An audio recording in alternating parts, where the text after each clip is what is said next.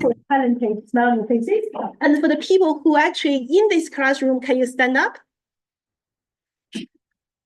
Okay, so the faculty mentors and then the invited speakers. Sorry. Faculty mentors and then invited speakers, Shanka. Okay, so let's give them a big applause.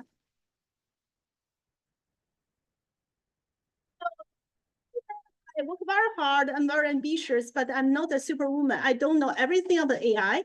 So what I've done is we have 6 invited speakers and 3 faculty mentors. Together, they work with our students in a very, extensive way. So for each invited speakers, what we have here is they're actually going to teach a class 6 hours twice.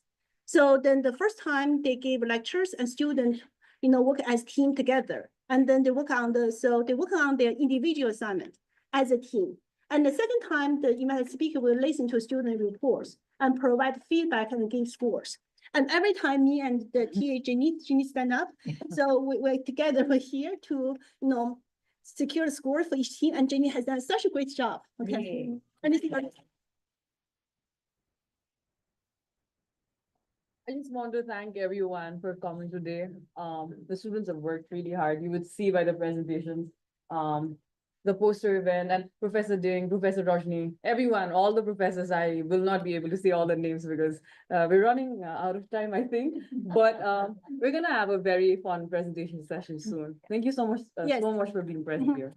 Thank you. So I have to why this? Should I go sit down, Wei? Yes. No, I haven't. Yes, please sit down. Okay, thank you. Let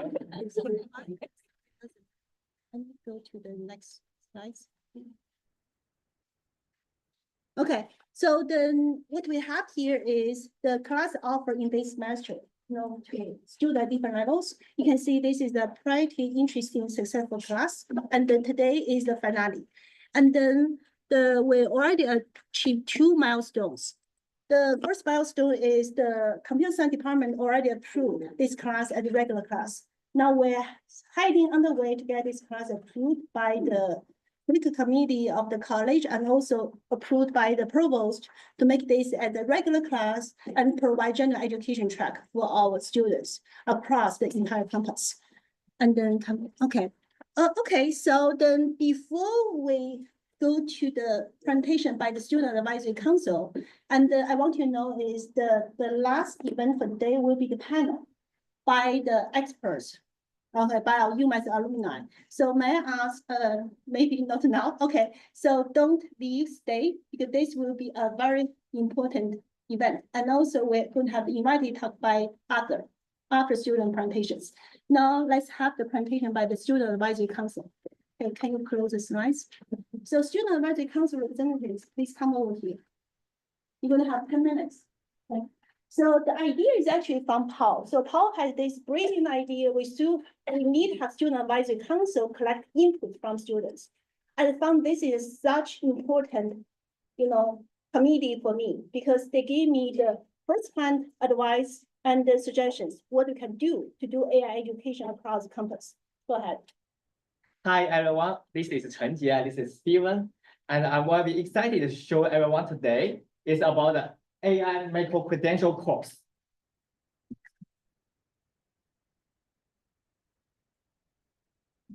So this is a pretty unique happen at UMass Boston. And this course open for all UMass Boston committees, not just for the faculty, not just for students, it's for all the members. And no matter what background you are and what kind of majors you are, and how techy you think you are, the design for help our students goes from exploring the AI tools to the actually launch research and the level startup, even the startup companies. So do you know what is the best thing to happen right now? What talking about today is exactly happened in these semesters. So we're going to introduction of level 1. So level 1 is where everything starts. It's the idea here to have students get a clean picture of what is AI actually is. And the more important, how they can use in their everyday life. It could mean the research, writing, and everyday task. We introduce easy to use the AI tools such as the ChatGPT, Gamma, and the Notion AI. We're talking about what are powerful, and also we mention what is limited. So our best part at this semester, we're inviting a PhD student called Jacob, a Danzig, a physical PhD student. He's showing he used the ChatGPT how to shape his research area and also clean up its literature reviews. That's make it real for students. They can actually see how AI fit into their theories, academic work. This level isn't about the coding. It's about help students feel confidence and saying, hey, AI totally is the means everything for everyone, right?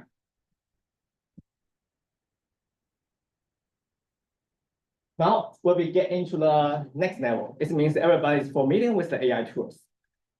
So understand how this is the AI actually tool, the tools actually work. We explore some big concepts, like the large language model, be trained and fine-tune means, and the ethical AI looks like in the practice. To bring it to life, we invite Professor Yan Huang to share her work using large language model for the smart transportation system. And we also check out real need students. Personal AI note taker. Since the cloud tools wasn't no security to recording everything, right? So our SAC member, is a famous member, I think so, the Greg, lead the hangout session where the students build their own local note taker using an open source. It shows students even more complex AI idea turn into useful tools with the right support. And also in next semester, we'll be inviting the Melody Liu. His poster is in here. She is from the learning design department because she will be showing us how can we use AI in the design. I think it's a very good talk in the next semester. And we think about the next level, we'll be introduce my partner, Stephen Carr. So this level is about actually building something for some type of real world problem. So this semester, we managed to partner with Professor Ling Zhang from the nursing department. And we were able to bring students from both nursing and tech students, CS students, to basically get some interdisciplinary collaboration together. And the nursing students, they proposed a problem like improving clinical documentation or training with respect to their field. So the nursing students were able to provide the domain expertise and the data, while the technical students were able to provide the actual the software building, the interface design, and the actual implementation of the product. And then level 4 would be taking this career, this AI knowledge into your career readiness. So we've been collaborating with ACES to put on some AI collaborative workshops.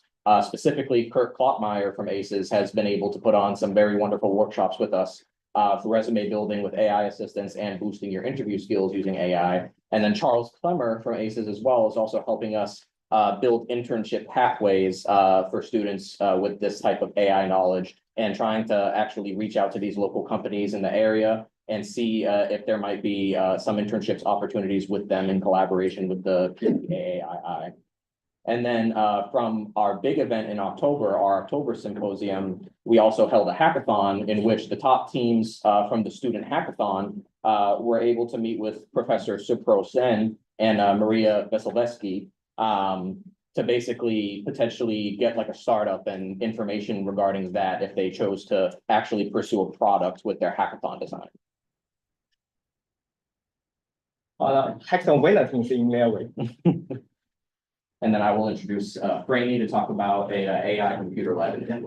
Hello, everyone. My name is Brian Calderon. I'm really excited to talk about the AI Computer Lab, which is a very important initiative that we want to launch here at UMass Boston for every students from different majors. Like, just keep this in mind. AI is not just for computer science students. This is AI can be used for any type of student from different majors and interests.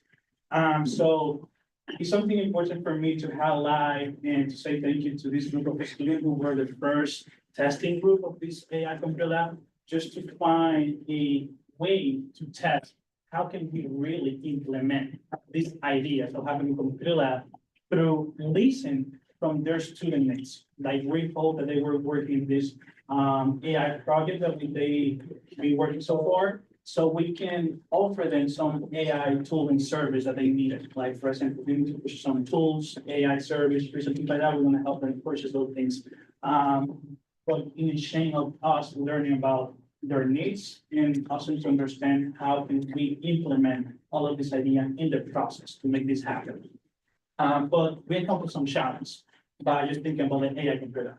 Our first idea was to provide every student with service like ChatGPT Plus or any other accounts for them for free, but it is expensive, like for just one user. So it's something that we are looking to find cheaper alternative. Another thing is security breach and other points where basically we are concerned about if some students are using the same account or different account at the same times, that can have some problem with securities. Another thing is that we have zero control over the data that is entered on those AIs. And then there's some question we got about ownerships. If the student use this AI and get an output from this AI, who's the owner of that specific product of outcomes? And the living the ethical uses, which is very important for students to understand what is good of using AI and what is bad of using AI. So these are the things that we want to learn and solve during these summer times.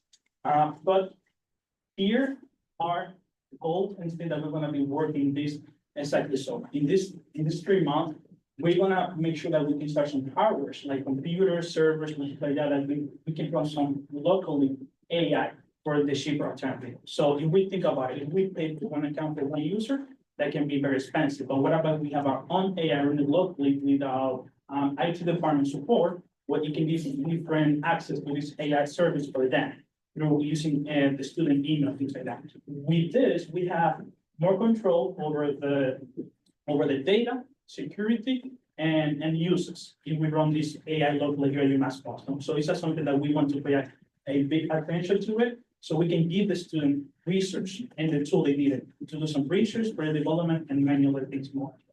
Another thing that is that we want to make a series of workshops. Basically, we're gonna teach them some path of learning where they can learn things from ethical awareness to foundation AI and then promptings and more. And I want to highlight a lot the ethical awareness, which basically we want to teach the students to understand when is good and when is bad, or what is the limit of when to use AI per se. So this is something that we want to highlight in the whole semester. We aim to at least provide 3 workshops per month or some mini series of these topics, so students can learn through their semester, and it's gonna happen hopefully this fall.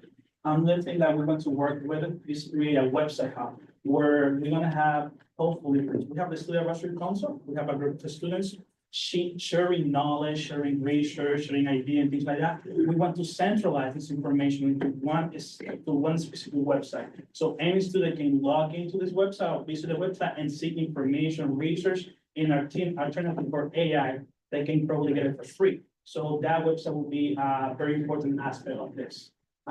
And something that I'm very glad to announce is that we're working very close with different departments in UMass Boston, from the security, IT, and now as SAG, as you know, you're part of the best innovator and the ethical things. We're gonna work with them very closely. So we're gonna schedule a lot of meetings to show this implementation plan with them, so we can follow the protocols, guidelines, and security guidelines to make this happen for the folks. At the end of the day, our timeline, as I said earlier, we're gonna start working this summer, this 3 months, having this meeting with these departments, making sure that our implementation plan is very clear, so we can start launching for the fall semester. If we don't have the tools and resources to launch it for the fall semester, we're gonna pay attention more into the workshops and the website hub, where we can share all this information and invite every student to join our weekly meeting as in the student advisory council, to join on our meeting to share knowledge and talk to the people who are interested about this needed work. And again, ethical awareness is the big topic on this, basically. Thank you so much.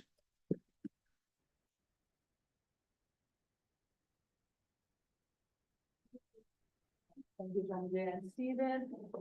For our AI for all class, So as students, a lot of us, we don't have direct experience in the workforce, but what we do have is the opportunity to create situations where we learn to be professional.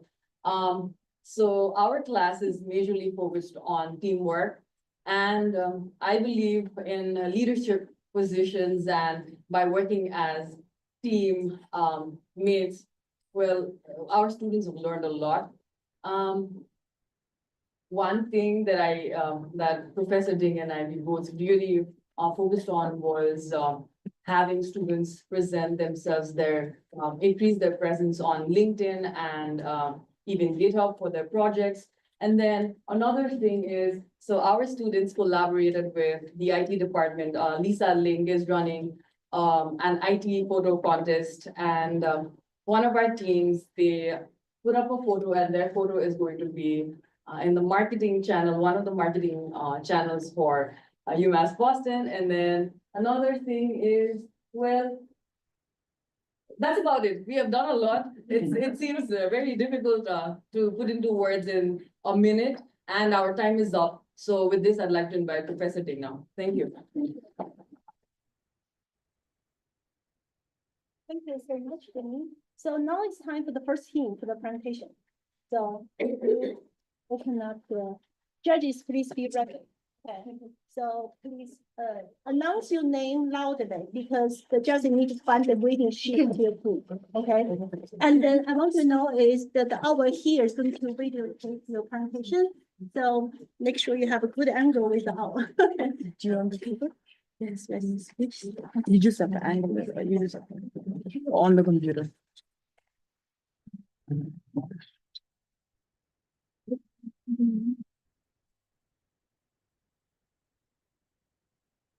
Let's start. No, let's not start. 1 second. Okay, so Jenny, you're in control. Yes, thank you. Yes. I have access to the one. Which one? The link. Which link?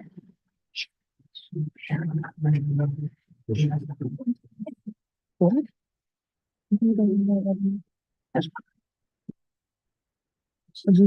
What is it?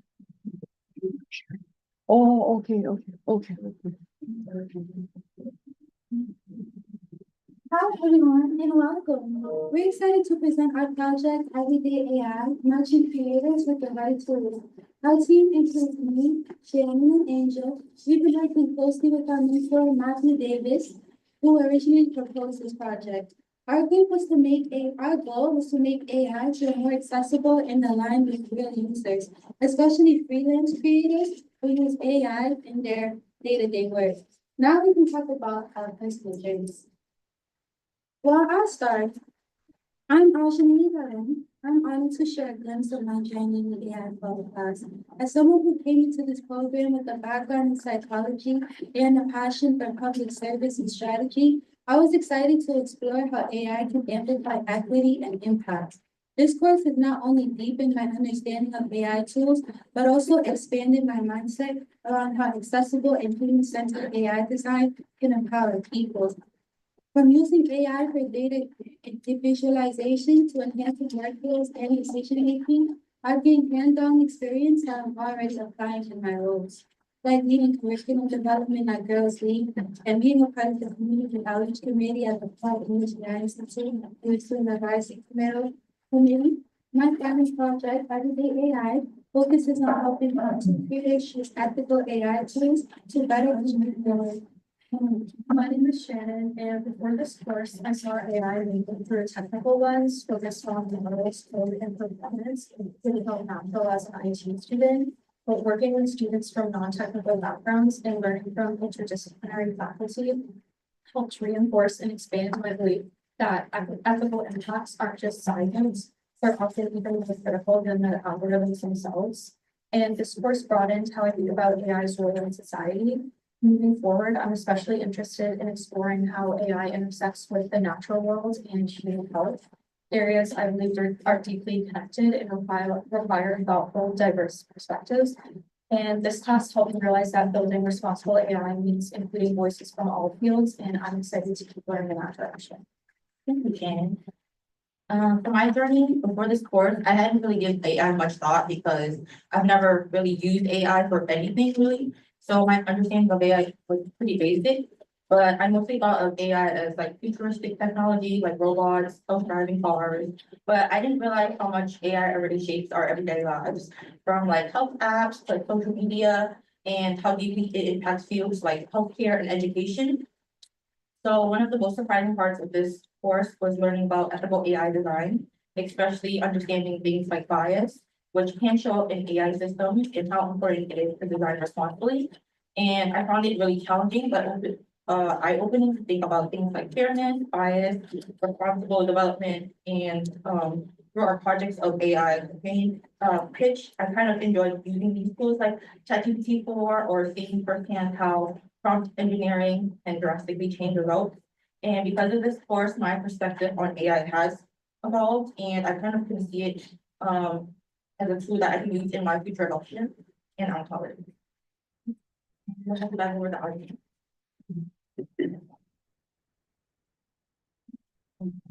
We chose this project because we saw a problem with experienced ourselves when you're trying to put in AI tool, whether it's for writing, design, or planning.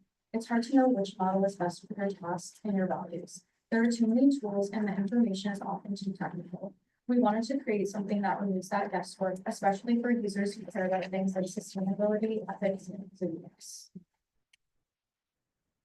So for our audience, we decided to do freelance creators.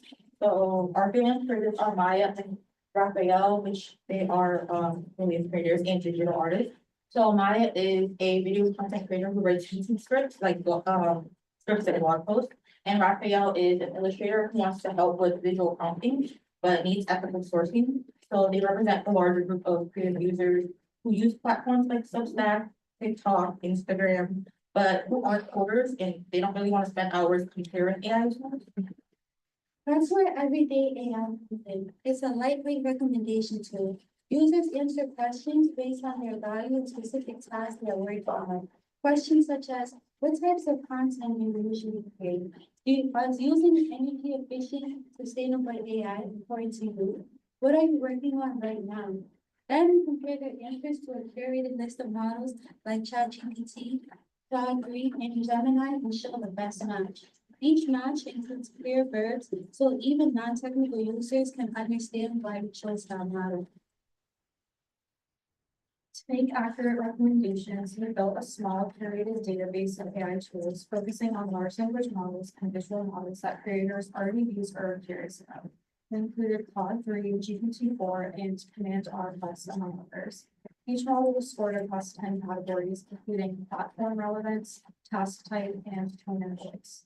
This scoring logic powers our tool's recommendations, and we explain those matches in clear human language so users know why a certain model is chosen.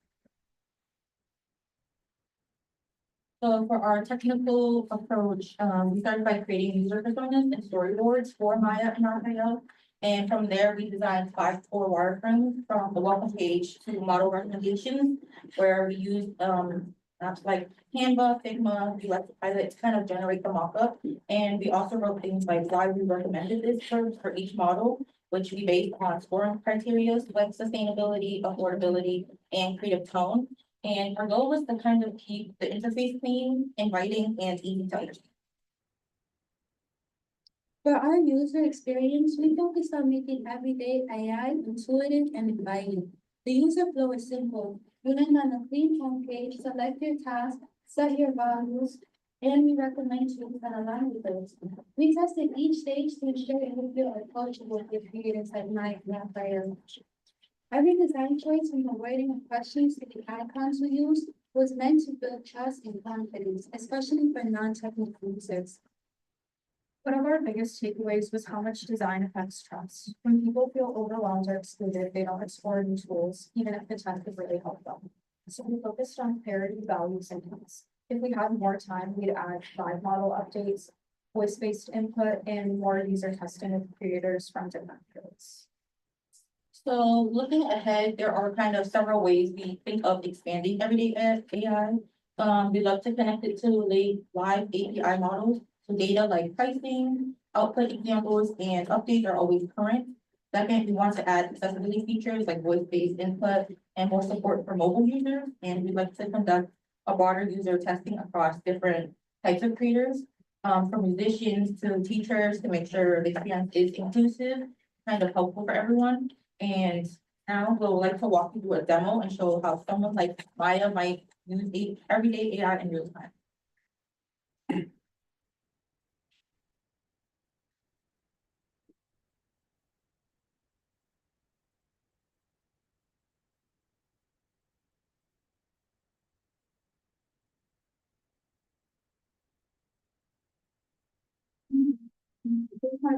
Sort of short onboarding done about their content side, platforms and learning preferences. Return users can jump into the dashboard and edit preferences and start new tabs. After submitting today's creative goal, like writing a blog or social post, the app instantly matches you with the best large language model. The recommendation page clearly highlights your top pick, explains why it fits, and shows how other models compare. Everyday AI takes the guesswork out of choosing a tool so you can create a confidence.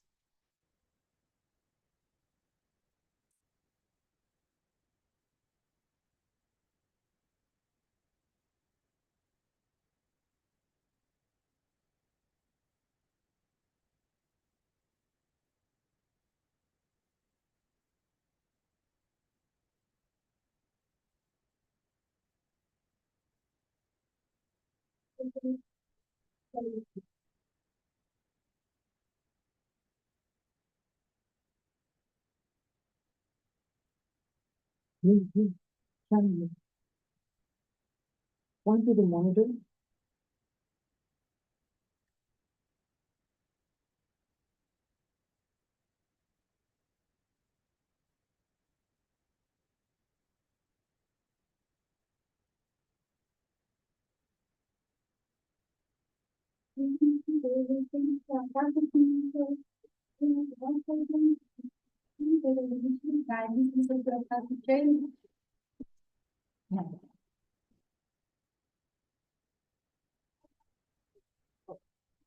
Thank you, Matthew.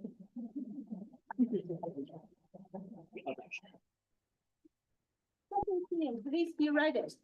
Judges, please provide important comments. Second thing, That's what I was thinking.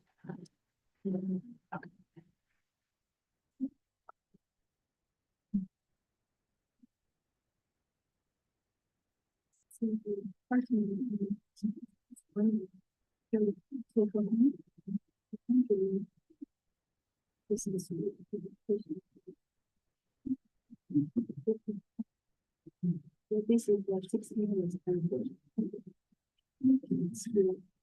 So.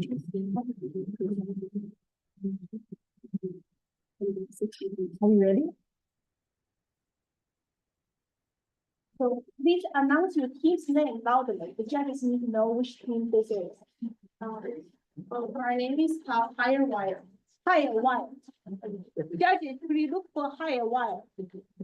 So, hi everyone, we always get started with the project. We want to talk about as well also about the present and the course for AI. And first we start with Marcel, our team leader. So AI is like a fast moving train, and I always, as a PhD student, computer science PhD student, have this question: how do I pass on and keep up with this fast moving train? And in this class, I realized that I can look at the AI from four different perspectives: theory, hands-on experiences, application, and philosophy. And we touched all of these aspects in the class. And for theory, I like realized a lot of I learned about different concepts and realized that what is possible and what is not possible.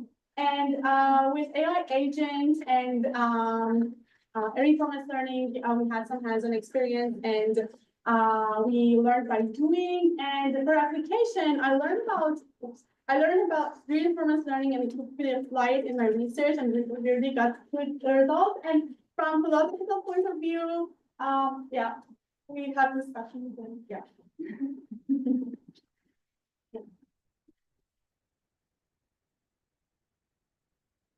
So before taking this class, I saw AI as a game changer because it could like think it'll take over jobs. it could be used in healthcare and finance. For the learning highlights, I have seen AI applied in the real world. The companies have been using it in the software tools, and for the impact and application, AI made my studies easier. I use it to help me solve problems, and for future engagement, I tend to use AI still for my learning tools. Yeah. So before this slide, so I really thought that AI would be like a tool for make the work faster. And for this, and I wasn't focused on what apply now, like it might affect the human ethic and should be like a certain group. So after I started class and was specifically for assignment, then we thought that I present this how it can affect how AI can do ethic. And I also realized that so from that assignment, I realized and this I realized that we need to like gather a lot of like expert in AI to study and in AI.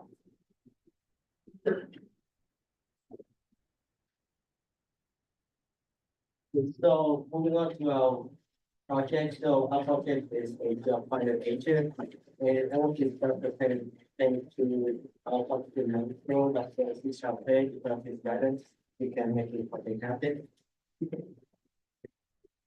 And so the inspiration, so we all been there, so when we go for applying for the job, we usually like spend quite a lot of time on like job hunting and searching for the job that we want to apply for. And sometimes it will take hours to scroll around with many multiple jobs, website with like irrelevant listing. And so for that, with the advanced AI, so why not let the AI do the task role? So that's why our vision is to like create like a consistent that can understand your qualification, the skill, and help you find a perfect match. And the solution is an AI agent that works in under me. Okay, so about AI agent, so it's specifically made for a searching, and our agent is always be there for you 24/7 whenever you need to come up with to help you with your resume, understand your skill, and this that research smarter over the time. And sometimes it could help like just help you discover like some new career path that you haven't thought of because it matches your experience. And so for that, you don't have to go to multiple website and like multiple just to wait for like a job that you looking. And for that, the result can be delivered in under 10 seconds. And in the bottom line, what take you out for that? How AI can come in the moment. As for the workflow of the agent, step one is uploading your resume. Step two is to step two is to extract the critical keywords and skills. For tech people, it uses natural language processing such as SPACY and NLTK. And for the computation method, it uses NumPy. Step three is to have search queries based on the skills that was extracted. Step four is to use it. You need to input your set API key, so you can use the Google APIs to search up jobs. Step five is to analyze and rank the job, and then step six is to present like to job. So from the technical point of view, we use small agent for the framework from Hugging Face. We use NLP algorithms for resume parsing and getting the relevant keywords. And also we have some multi-threaded capabilities to be able to search across different APIs and different job posting websites. And we also have advanced ranking systems using relevant scoring for ranking the most relevant job postings. And we also have a responsive UI for like the visualization, and we're gonna do a demo. And there are some limitations. We can't handle multi-domain expertise. We don't give any comments about the resume. And we are limited to available job boards APIs. And also in the future, we want to improve the parsing algorithms to be able to get better queries and more relevant queries. And also want to get some real-time notification, because time matters in the current job market. And we also want to have a personalized application tracking and follow-up systems. So this is our. How do I say it?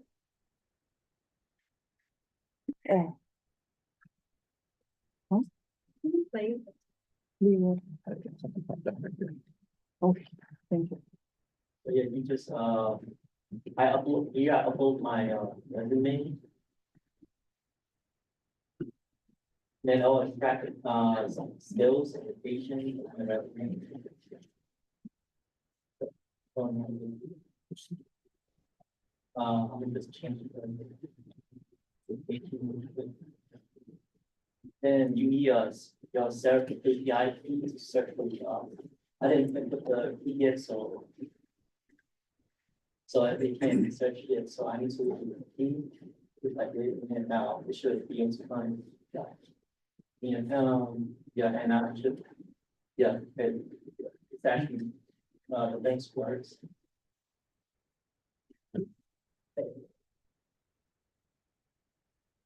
It's not perfect, but yeah.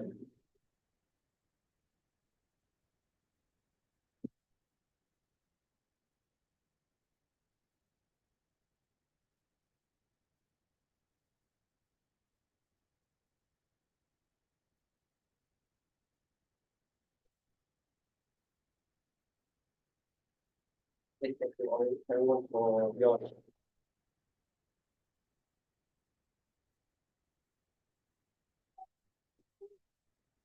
Search team, please come here. Be ready.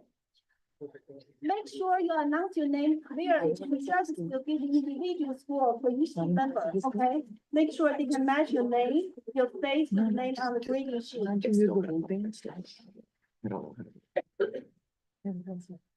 That's good. Nobody else. By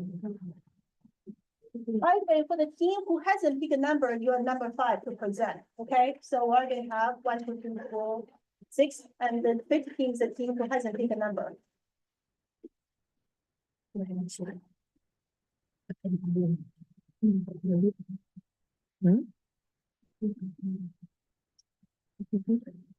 this is team can-do crew. We look for can-do crew. Judges look for can-do crew.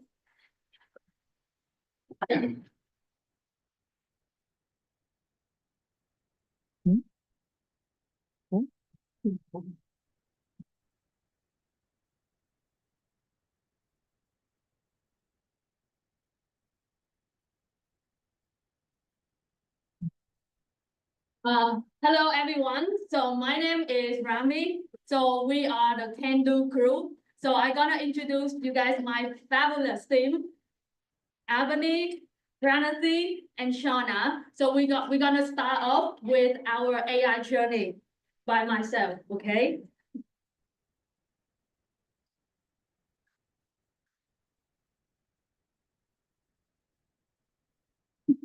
Sorry.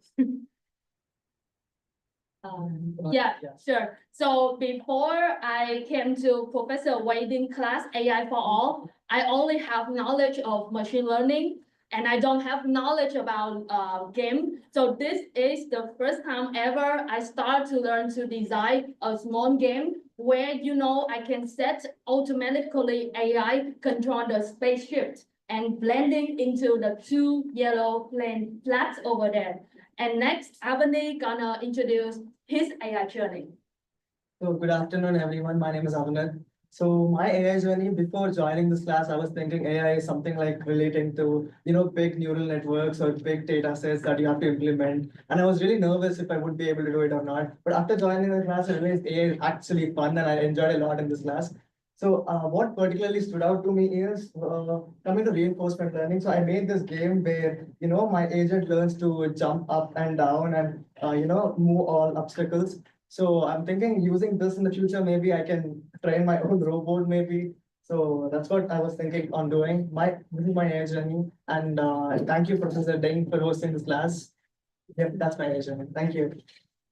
Hi, I'm Sharon Murray, and I'm someone that comes from a humanities background, a student in the School for Global Inclusion and Social Development.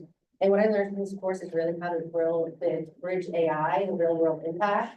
So with my fellow students around me, they helped me really take some of the concepts that I've been working on and that are inspired by my lived experience and bring it the tech piece to it and the AI piece to it. So in the classroom, we worked on the parent compass, which is here to help in single parents like myself balance everything, school, work, children, family, needs. And uses predictive integrated models, a chatbot feature. The second is Kibo, which ties in my early childhood development experience and meeting the circle of care where they are using Sesame content. And then finally, outside the classroom, I've been working on Habana Play, which is an app, an AI-driven platform based in Rwanda that uplifts homemade toys and celebrates caregiver creativity with a local grounded solution that could have global impact. And my poster is in the back there if you want to take a look at it, or you can scan my QR code. But overall, this course has showed me that AI just isn't a tool. It's a bridge between innovation and equity.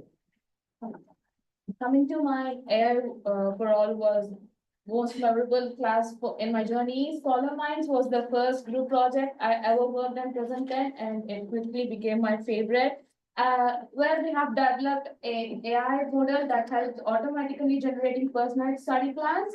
What I love most about this class is it combined technology learning with human-centered thinking, where it's just not about coding, it's about combining all technical and non-technical people. And I have met great mentors and we go through many topics which I have never been thinking. Thank you, Professor Ding, for this class. And coming to our course, our project mainly focuses on how CNN was improved.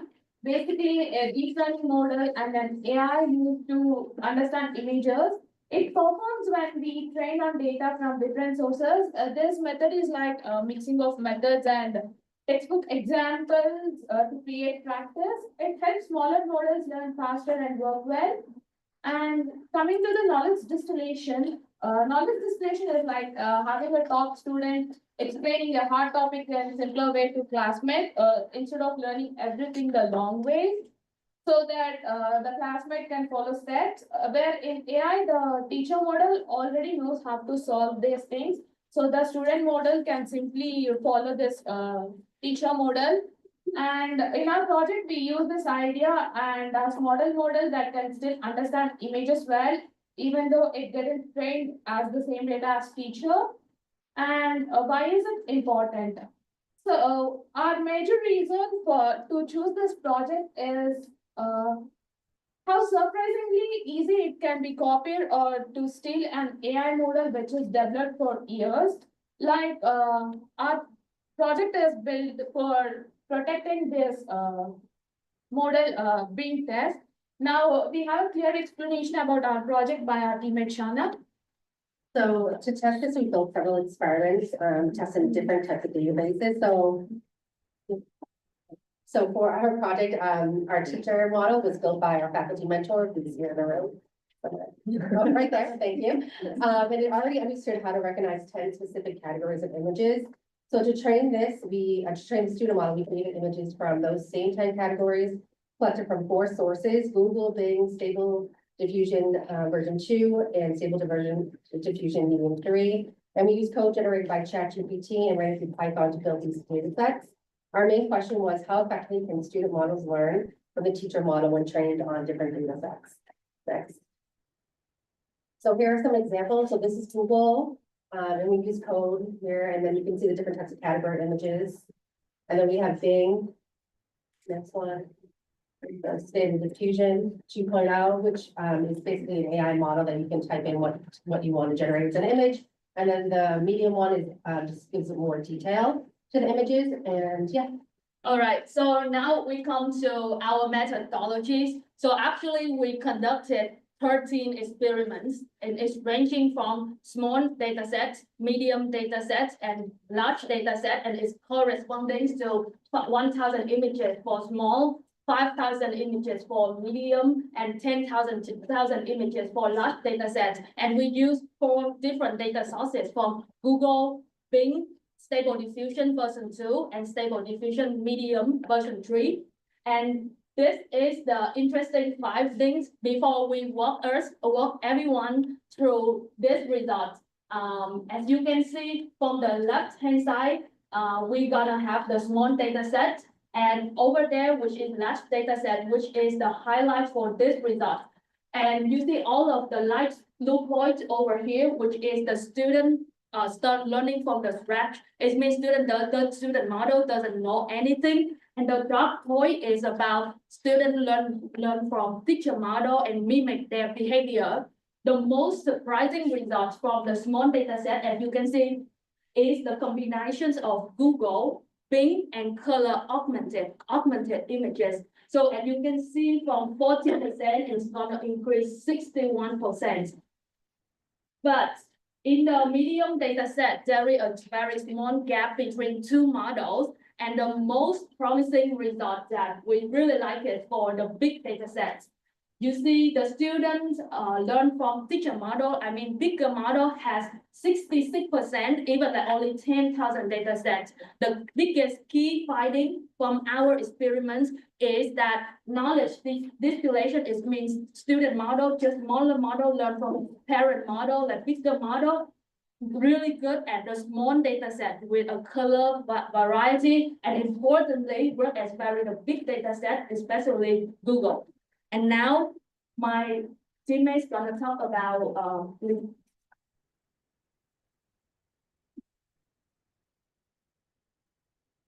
limitation. Okay, Yeah. so the limitation in our project was we focused only on 10 classes because of the teacher model as well. And maybe if we had more time, we could have chose more classes, but right now it's only having 10 classes. If we included more classes to 15 or 20 classes, the data set would have changed or the model would have learned even better. And as I said, limited data sets. So we chose our data only from Google, Bing, and then Stable Diffusion. If we included maybe data sets, other sources like Kaggle and other stuff would have been more easier, and it would have learned even more. And we could do all this work in 2 weeks. So if we had more work, more time, we could have added more. Coming to future work, as you know, cybersecurity is a vast field, and there might be more complex patterns in these problems in the future. But right now, we just showed you a small slice of what can be, and incorporating more data set sources like Kaggle and Firefox, I'm saying, would be more useful. And this is our website. You can scan the QR code to see more findings and results and all the queries we use. You can also go to the results and check how our experiments run. And we can also scan the barcode to go to our website. Yeah.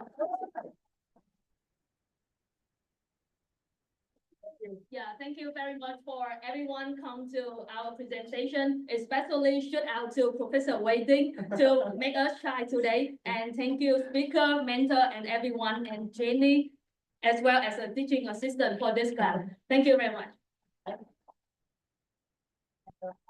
If you have a drinking coffee break at our side, you can grab the coffee and the fruit and the snack, and then come back to join the rest of the presentation. And stretch yourself.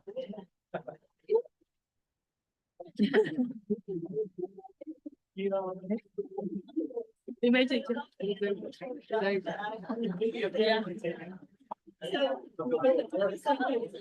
Sorry.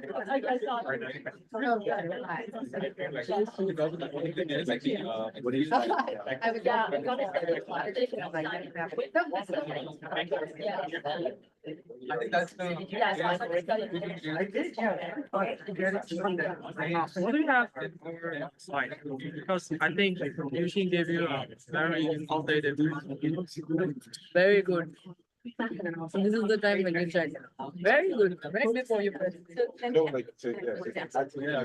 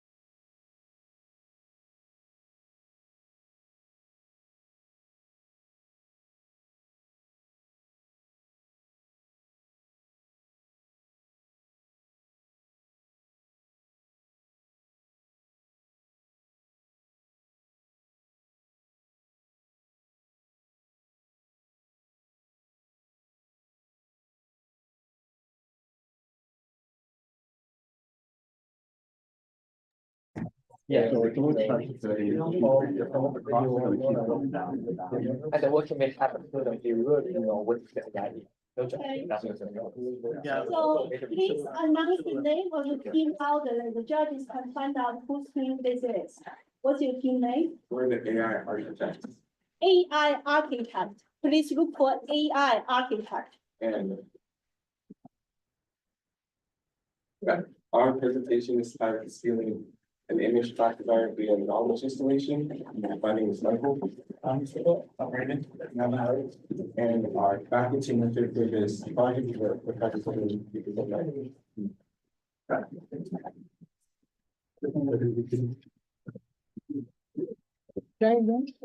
So when it comes to my personal AI journey, for this class, I had some experience using AI tools like ChatGPT and Gemini, mostly for prompting. I took this course because I wanted to strengthen my knowledge and build stronger AI literacy. I believe we're at a point that AI one of the highlights this past for me was a project where we evaluated the incentives AI tool. As someone who's passionate about UX design, that really stood out to me because it's interesting to see how the human-centered design applies to AI, and it's something that I'll carry with me. I used tools like ChatGPT and Gemini for my personal projects, but I didn't really know how AI works under the hood. So through class work and through professor guest lectures, I learned about transformers and the training process that's done with AI in the lecture by Professor Ping Chen, and the reinforcement learning we did with Professor Jacob. So I along with my team built projects like self-driving model car and ethical ally, which guides users to ethical thinking. So I'll be using AI more now, more confidently. I'll be looking into more real world cases. So for me, I never had a tech background such as like CS or IT. I was a psych major. At first, I thought AI was just like, for tools to like generate art, music, or even, to open your own. But after taking this course, I started to realize that there is more than that to AI, such as learning about how, AI is a changing course in ethics, like models and such. But, even without a technical background, this course did give me some type of theory. I, understand like some of the logic behind how AI works or how, these decisions are made, how they evolve or how, bias emerge. Even, if I were not to code or maintain AI models, this course has taught me to like perhaps use these ideas and present myself in a better career path or, help me evolve my career path. So before taking this course, I had been familiar with AI as a SCS major. I used ChatGPT and Gemini as tools to help me with some projects that I have here. And the main thing I didn't really know exactly was how AI tools were made and what they truly could do. But throughout this course, the most surprising thing I learned was how to train AI models, help me understand a little bit on machine learning, how it works, and we train in different models using reinforcement learning and supervised learning. In class, my group made a 1D Python simulator using reinforcement learning, and it was really interesting. And in the future, I will definitely be using AI as a modern day calculator, basically. And I'm really interested in pursuing a career in AI. So the problem statement for was like, how can someone replicate the functionality of a pre-trained image classification model without, accessing its internal parameters? You can only input-output queries and knowledge distillation. And the motivation behind this is, because model extraction attacks raises important questions and security around intellectual property protections. With the increase of how much people use AI or other machine learning models in API or public facing platforms, understanding how these models can be reverse engineered is quite important. And this project involves, basically introductions to the vital of machine learning, helping, other people understand how models works and the limitations and vulnerabilities of machine learning systems and how knowledge distillation can be leveraged in unintended ways. Yeah, so in this project, we're trying to document software without seeing how it's built. The teacher model was trained on the Cypher 10 dataset, which has 50,000 images of 10 different object types.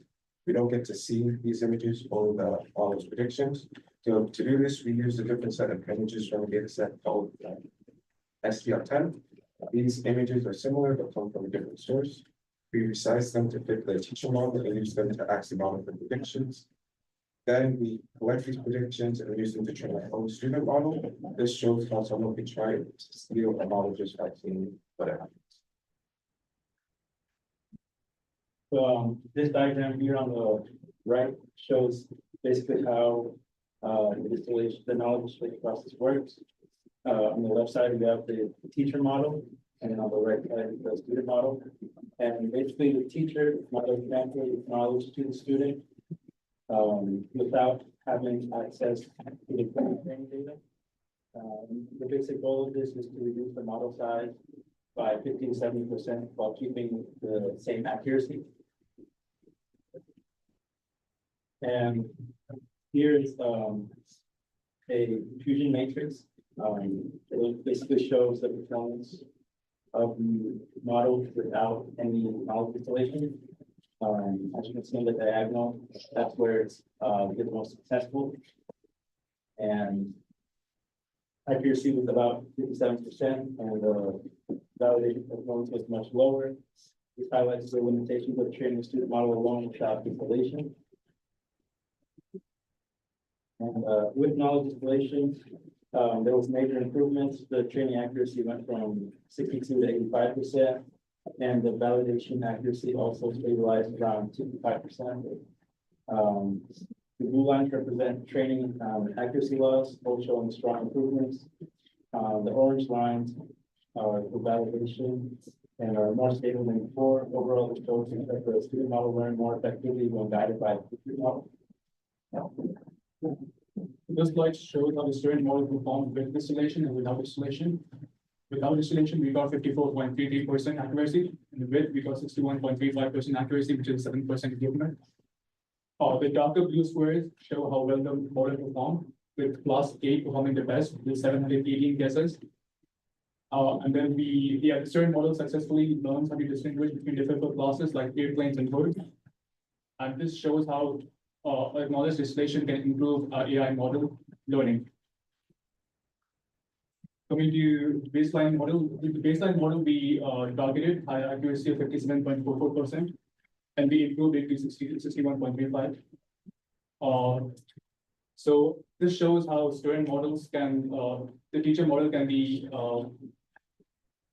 stolen, and with its output, the student model can be trained. That's a real security concern, especially for companies that don't have protection in place. So this is a video demo showing how the AI is trained. Can you please play it?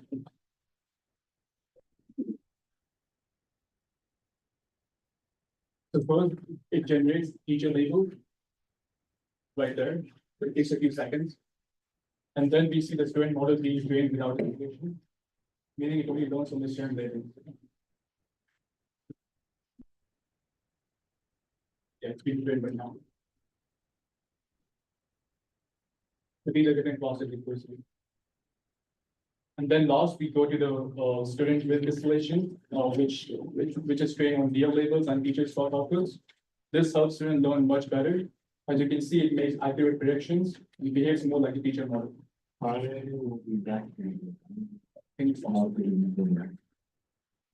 Fast forward it or just forward it? Here? Yeah, at the end. This is good? Yeah. Do you need it to play? Yes. So at the end, it shows the final accuracy of each model. Can go back.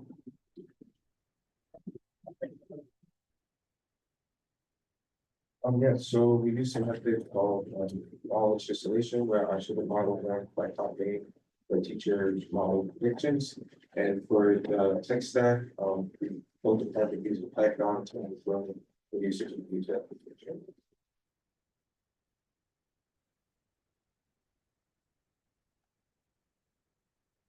Thank you. So these are the former prototypes that we had made previously. It's the little link that. Thank you.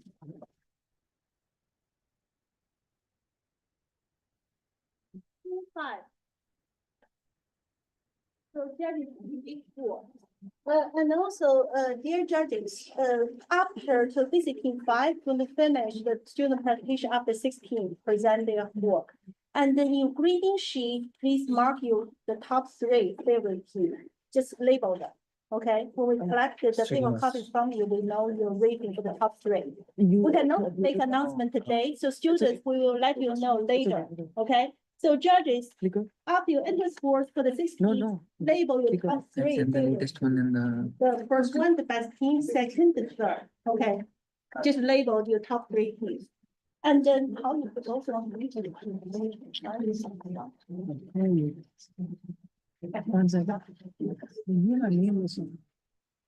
So team 5, please be ready.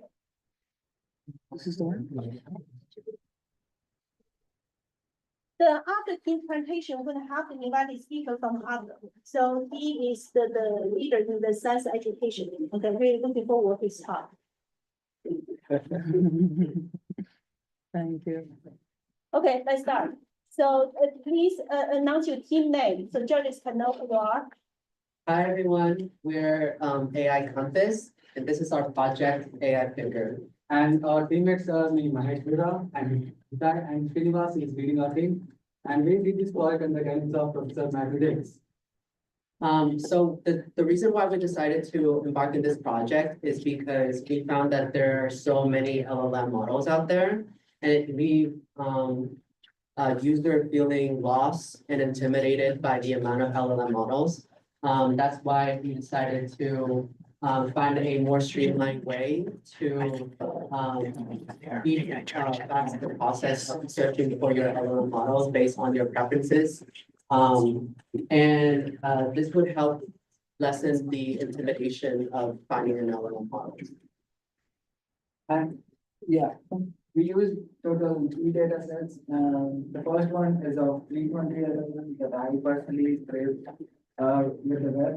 And the second data set I retrieved from Azure, which consists of 12,000 tools. And finally, having space library with almost 1.5 million tools and learning. And I cleaned the data and I designed a schema for every LLM. Like I created JSON files for everything to train my LLM with the LLMs and the tools. So how does AI Picker work? So first, the user will initially put in their task or prompt. This will then, the system will then detect and analyze what type of task this is, such as summarizing, coding, or chat. Based on this, they will then generate a response with the most suitable LLM. The user can further on filter by putting in preferences such as privacy, sustainability, open source status, or cost. The system will then further on filter the LLM and give a final response to the ranking of the LLM, which one is transparency recommendation and explanation on why a certain model is more fit to their preferences. And they're able to ask if the user want a certain tools, which then would use a Hugging-based model to give the suggestion. And the LLMs we recommend are so clear and we high rank suggestions. For example, we chose something like tasty boxing and we gave a recommendations for LLMs like Cloud, ChatGPT, and Internet Pro. And these are the high ranked suggestions as of now in the market. And we also give some suggestions of apps like Notion AI and View.com. And we mostly prioritize the user's feedback, and we further recommend the suggestions based on the user's feedback. So we found that the MVP voting covers 320 plus LLM and 1,200 tools with a reduction decision time of 60 to 80% comparing to manual searching. with 100% of early tester responding an increase of confidence in AI selection. And we give importance to the user's transparency and we secure data by encrypting that. And as I said, the feedback of users is our most priority and we get the feedback from the users and use that for further recommendations. And at the early adopter discussing, the tools are like time saving, time, and feature flow. And the final achievement of AI features are like we increase the users like 100% and we reduce the time of LLM recommendation up to 80% and we clarify task accuracy up to 94%. Next, we're going to show a live. Yeah, I'll start the demo of our website.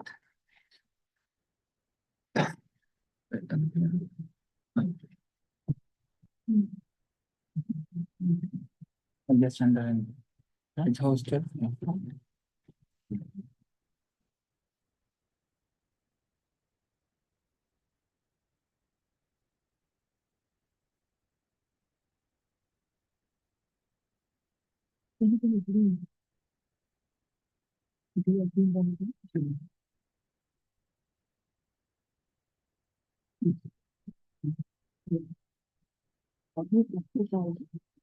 Yeah.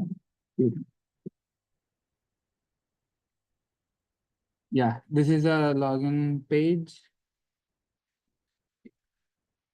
Basically, I have all the boilerplate stuff like sign up and forgot password and everything. And now I'm going to log in. Louder. Yeah. Sorry. Now I'm going to log into the website.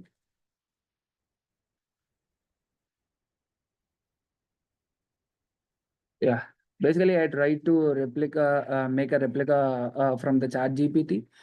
And here every button is like functional.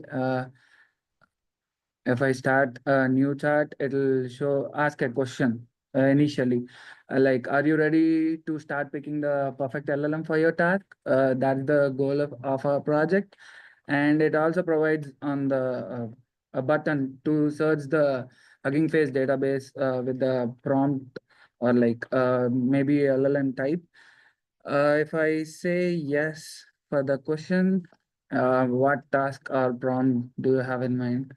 I can say build a data tool. Yeah, it'll show the LLMs based on our, and we can always ask show more LLMs, and we have also, yeah. Yeah, we have also preferences and all of the stuff here, and we are going back to, yeah.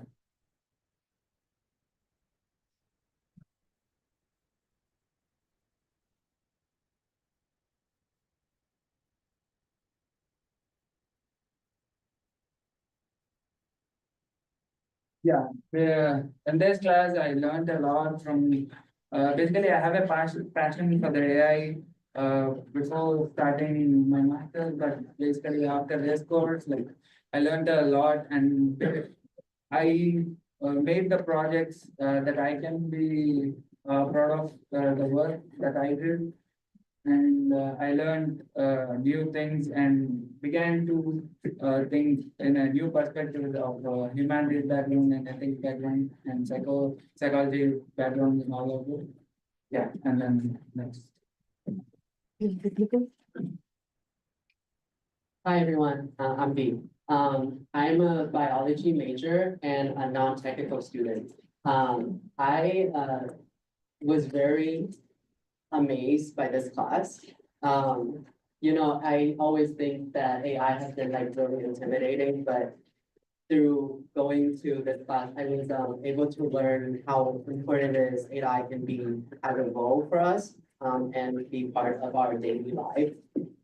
We learn things from AI being able to discover early disease detection to assist them with customer service agents.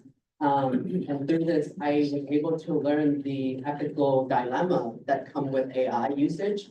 And it has bring me a deeper reflection on how AI future are going to be and kind of thinking deeper of how AI should be developed overall.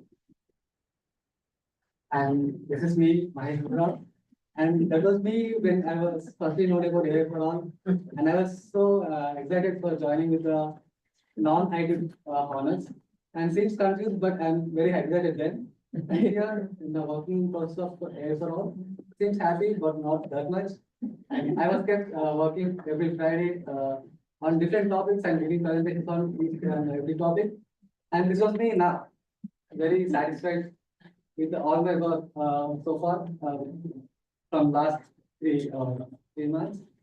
And I've learned a lot from this course and I'm so excited for going further with this knowledge. Thank you. And I can't thank enough Wei Ding for this great opportunity, and it was great. It was great privilege to work on the matter Davis. Thank you.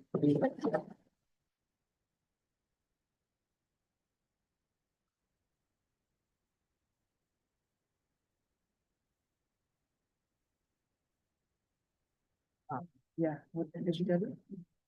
Just plugging the HDMI. So the last. Where's the HDMI?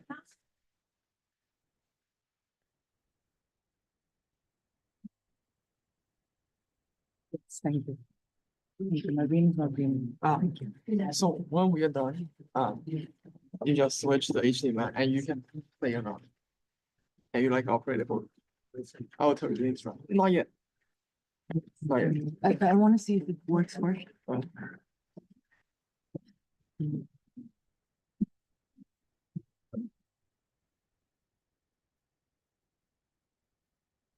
Might take a little bit. The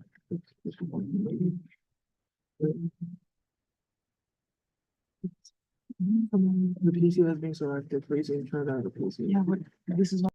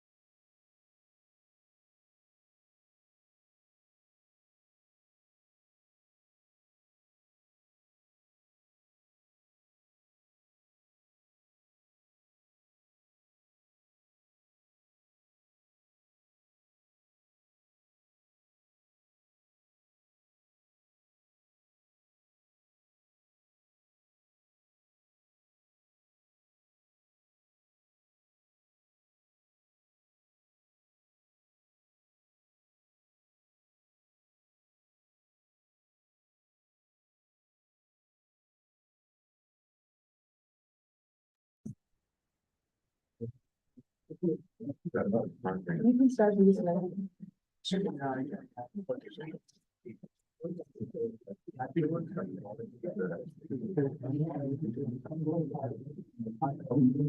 this is the tribal planner, okay? So looking for this team. Let's start. So my name is Vivian, and I do member your Allison event. And I really joined this class for my Asian American Studies minor, not knowing what to expect or kind of how it really affects AI. And however, as the course went on, one of the biggest takeaways I had was understanding the human side of things. So learning about the bias, fairness, and the ethical implications of machine learning opened my eyes to how important inclusive design and diverse data are. So on top of that, being able to see each guest lecturer's perspective on AI and how they differ from one another was really special, and I think it wouldn't have been possible without Professor Ding. So I just want to say thank you to Professor Ding for your hard work and everyone for finishing all this. So when I first came into this class, I didn't really know that much about AI. My only experience with it was using ChatGPT for help with my assignments and projects. It's still help, you know. But taking this class was a bit of a learning curve because more so because I have difficulty presenting, which we actually did a lot of this semester, which I didn't count on. And I learned that I'm already using AI in the tasks that I do for my internship right now. Like email marketing, which I didn't think was really related to AI, which is that it is. And for my future, I hope to stay in marketing, and I hope to keep finding new ways to implement it into my career. For example, I could use AI to analyze things like consumer behavior and analyze market trends. And I just hope to use it more in the future. Hi everyone, my name is Zhen Lu. Based on both my research and this course, I've come to see AI not just as a text generator or a model for prediction, but as a decision layer in a larger system. In my research, I typically use models to predict outcomes and compare accuracy. In daily use, I treat them more like a generators or a search engine. But through the project, I explored a different paradigm. Instead of manually coordinating components, I let the AI decide which tool to call, either flights, hotel, events, or attractions, based on a simple natural language input. The language model acted as an assistant, not just as a predictor, and all the actual data retrieval was handled through API call. That's it from generating text to structuring the decision. Really aligned with the broader view of AI as a system that this course has emphasized. And next, I will introduce the project. Okay, I'm actually doing it. Okay, so for our project, we created Romeo, which is a travel planner AI.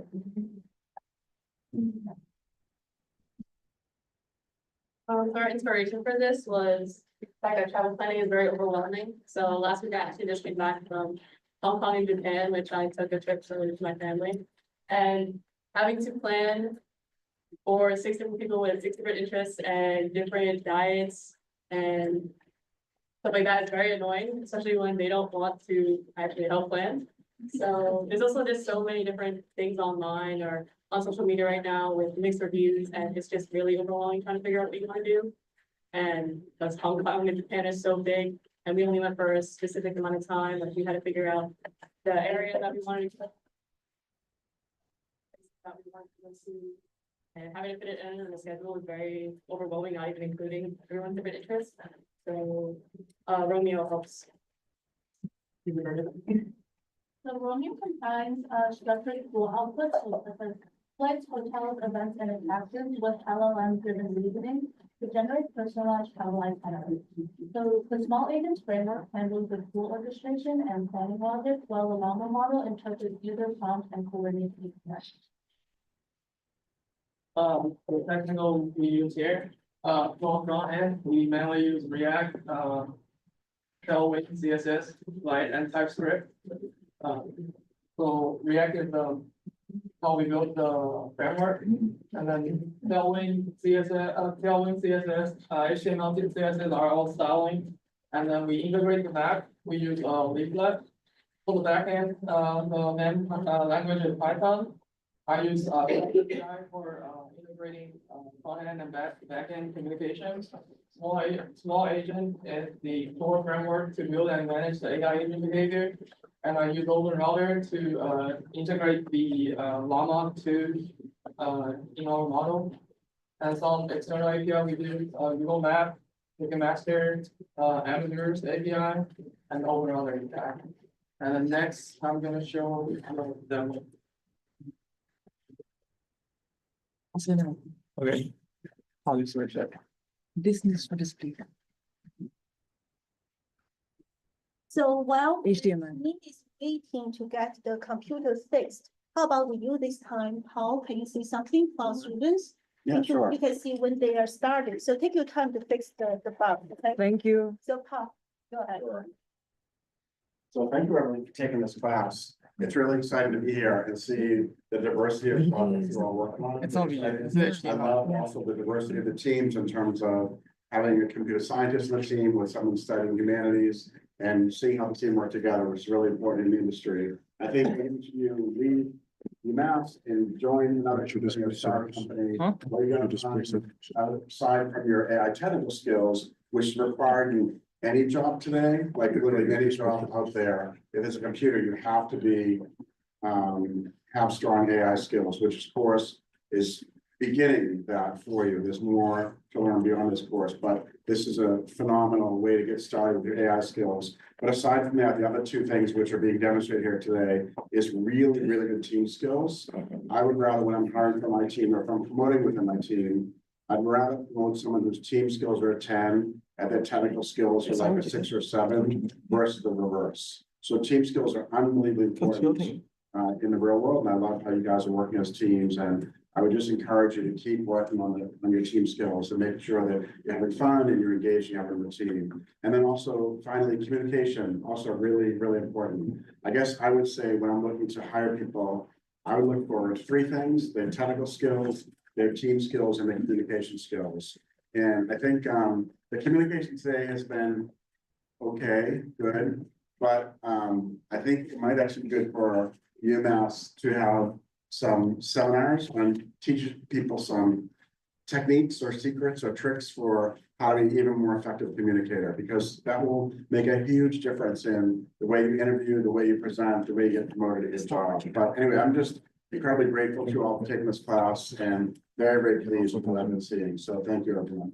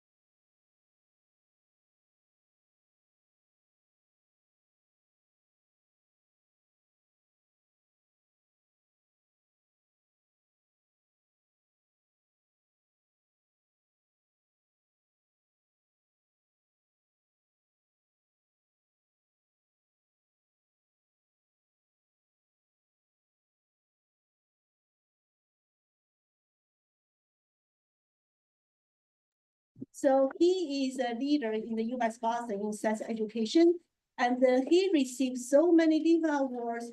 It's a long list, so I'm going to talk about the most the prestigious one in his division. Okay, so basically the National Science Board Public Service Award. So let's give him a big applause.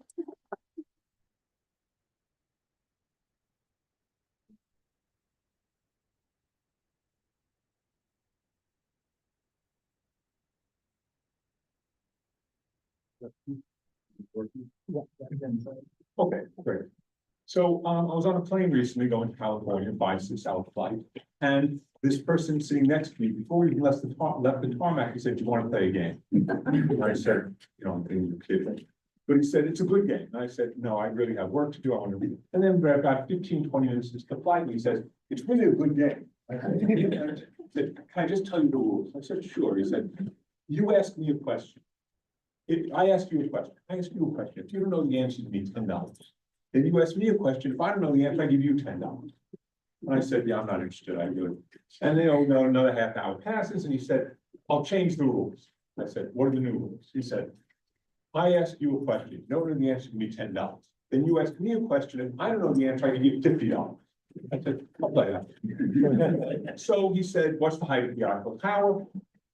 No, I reach in my pocket, I give him $10. And then he said, I said, it's your turn. I said, what's the difference between a mammal and a virus? And he said, oh, and he's 15 minutes into his own thing now. And then finally he turns to me and said, the plane has the internet. Do you mind if I use the internet? I said, oh, go ahead, use the internet.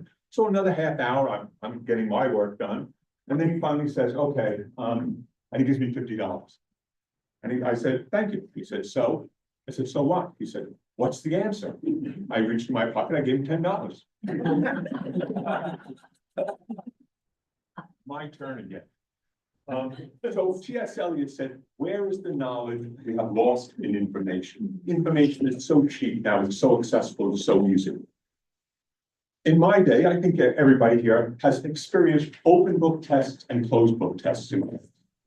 And an open book test, you ask different questions, you do for a closed book test. But I've been wondering for a number of years now, what should open internet tests look like? Since we have the internet 24/7, how do we change our questions so that we can understand and test knowledge when you have the internet? And now, of course, the question is, what if they're open ChatGPT tests? What changes? What do we have to look for? What do we have to ask? So again, T.S. Eliot, where's the knowledge we have lost in information? Let's start on great communicators to figure out what knowledge we should share. So here's Dr. Seuss on Beyond Zebra, great philosopher of education here, as we'll see. So on Beyond Zebra, why is this not? Why are you playing and not be able to hit my slides? Okay. Say, when time and cornelius or Donald O'Dell, my very young friend who's learning to spell, the A is for 8 and the B is for bear, the C is for camel, the H is for hare, the M is for mouse, and the R is for rat. I know all the 26 letters like that. And the Z is for zebra. I know them all well, said Conrad Cornelius O'Donnell O'Dell. So now I know everything anyone knows, from beginning to end, from the start to the close, because Z is as far as the alphabet goes. And he almost fell flat on his face on the floor when I picked up the chalk and drew one letter more. A letter he never had dreamed of before. And I said, you can stop with the Z, because most people stop with the Z, but not me. For the places I go, there are things that I see that I never could spell if I stopped with the Z. I'm telling you this because one of my friends, my alphabet starts where your alphabet ends. Richard Feynman, the great physicist of the 20th century, was a 5th grader, 4th grader. He went over to his cousin's house, who was in junior high school, middle school. And he said, and his cousin, 3x plus 2 equals 14. Feynman said, what is that? And his cousin said, oh, it's algebra. You have to find out what X is. And he looked at him and he said, X is 4. And his cousin, that's right, but you have to use algebra. And Feynman realized, no, there's no such thing as algebra. There's just find X. But we teach this algorithm to subtract 2 from each side, divide each side by 3. And the algorithm allows you to bypass understanding. So if I can get the answer without understanding what's going on in the math. Math is not algorithms. Math is going beyond zero. It's humankind's desire to learn more. So when we were in 3rd grade or 2nd grade, we learned subtraction, 12 minus 3, 9 minus 4, 17 minus 9. And maybe some students said, what about 3 minus 15? The teacher said, oh, no, the big number always comes first. And in fact, historically, the big number always came first until somebody said, I'm going to invent negative numbers. That's what math is. Or we had square roots, square root of 9, the square root of 16. And then somebody said, what about the square root of that negative 25? Oh, no, you can't do that. Square roots are only negative numbers. Until somebody invented imaginary numbers, so we can take the square root of 20 minus 25. Dimensions. You have your line, 1 dimension, you have your tabletop, 2 dimensions, you have the room, which is 3 dimensions. And then somebody comes along and says, well, what about 1.46 dimensions? Oh, no, dimensions only come in whole numbers. But in fact, then somebody invents fractals. What is science? It's certainly not Einstein standing on the board saying it equals ma squared equals mv squared. Oh, mc squared, I got it. I once had a conversation with a principal, elementary principal, and she was telling me all the kids have to learn the order of the planets, Mercury, Venus, Earth, Mars, Jupiter. I said, you're the instructional leader of the school, that's fine. But when you teach them that, please don't do it during science time. I said, why not? I said, it has nothing to do with science. It has nothing whatsoever to do with science. As Sagan said, science is a way of thinking much more than is a body of knowledge. The science is, what does it mean to say Venus is close to the sun? And how do we know Venus is close to the sun? Mercury, Venus, Earth, that's left over. That's the artifact of science. What is art? Well, if you look at 12th, 13th century art, it's very flat. And then during the Renaissance, we discovered perspective. And we learned how to make paintings on two-dimensional surface that look three-dimensional.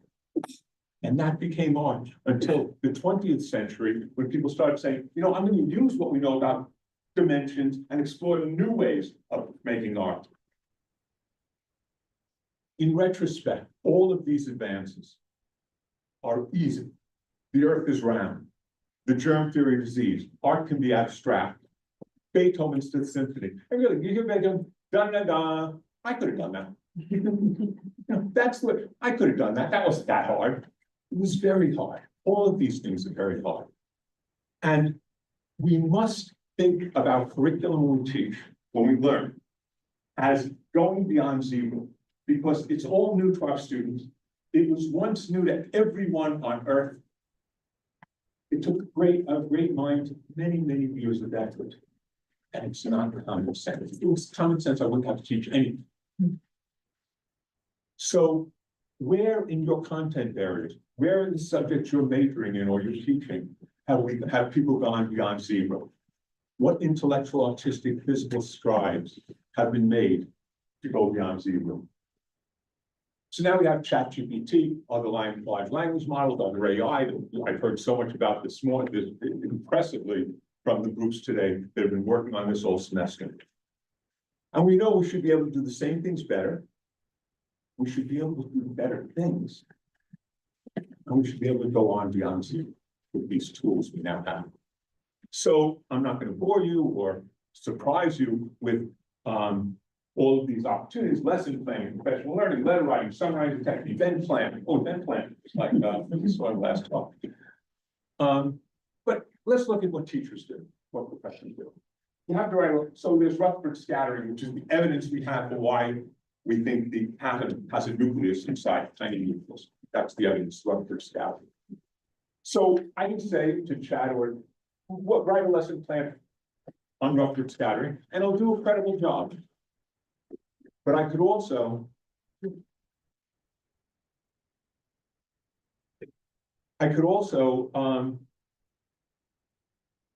give more information about me. I'm a college professor teaching introductory course in physics. There are biomajors, there are 100 students, write a lesson plan, and I'll do a better job. But you see, I know a lot about teaching. And I know about effective instructional models and understanding by design and 4 essential questions for assessment and all these things. So I can write even a better problem.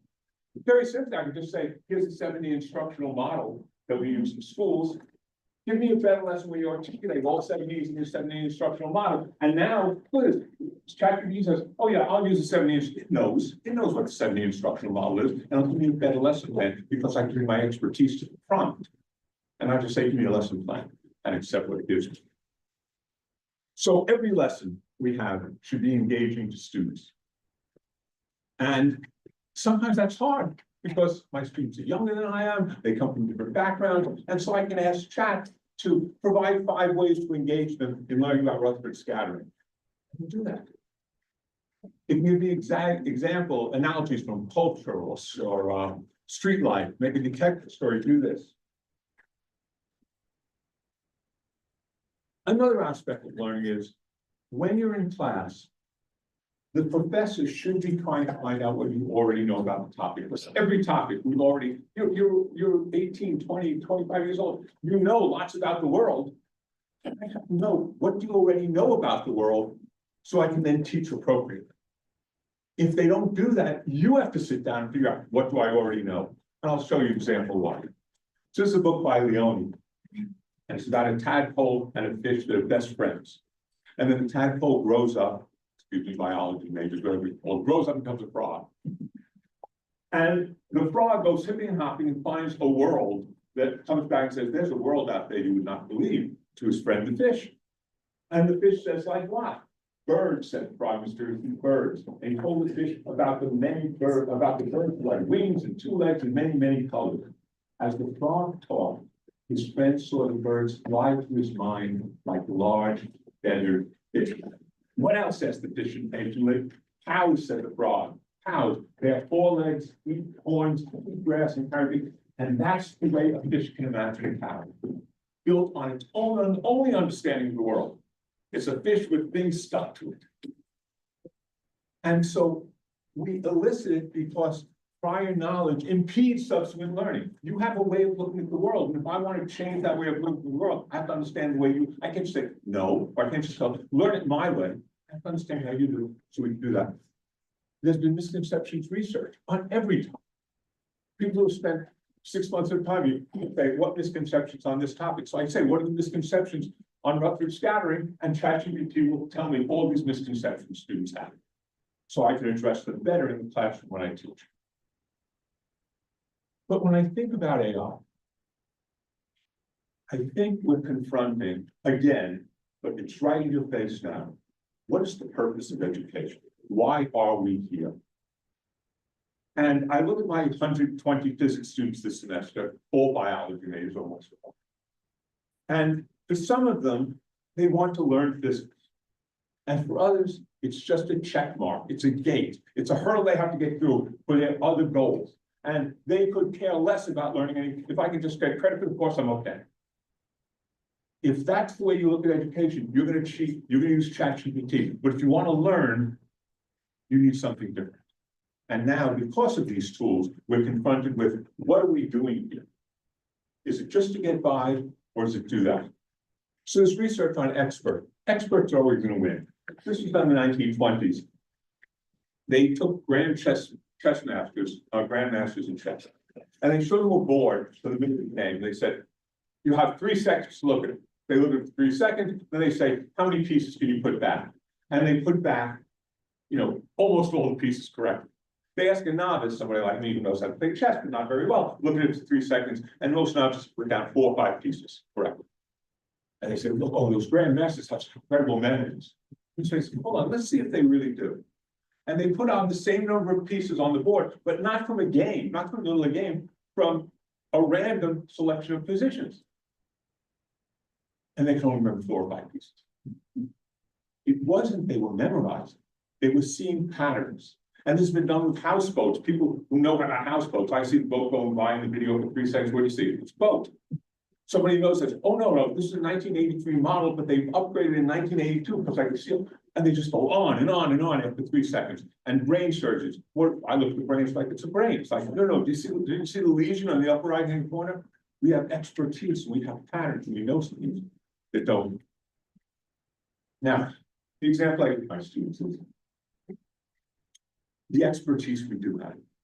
I can give you a 4th grade multiplication book, everybody here. And it has problems 4 times 5, 2 times, whatever it is, 72 times 59. And you thumb through the book and tell the 3rd grader, oh yeah, I can do every problem in the book. I said, no, look, they get difficult. It's 72 times 59. I said, no, I know how to do them all. It's like, but you haven't looked at every one, you haven't done every one. It's like, yeah, but they were all the same. And not the numbers, they were all the same. In my physics book, the end of chapter 7 has 53 problems, which are very difficult for the students. But I'm telling you, you look at it, they're all exactly the same. They're like, well, that's what learning is being able to see what's similar when in fact, on the surface, oh my God, the size, I can't quite see that. So one of the things we have to do as professors is write letters of recommendation. And you can write all sorts of letters, but we have to write recommendation letters. And the way I usually do it, because I realized it would save me a lot of time, was I ask students for a 15-minute interview. And during the interview, I take all kinds of notes. I can ask them questions instead of just trying to look at the grades I have. And I also look at the grades. And then I spend the time with all these notes, and I write a letter. It takes me another half hour to an hour to write the letter to help them get it. So last time I did it a couple of years ago, the first time I did it a couple of years ago after ChatGPT, I said, let me take my letter and give it to Chat, which I did. It came back better. It did things in the letter. So like, oh, and this skill is valuable in dentist school because of this reason. I said, oh, that's a good thing to say. I didn't know I should say those things.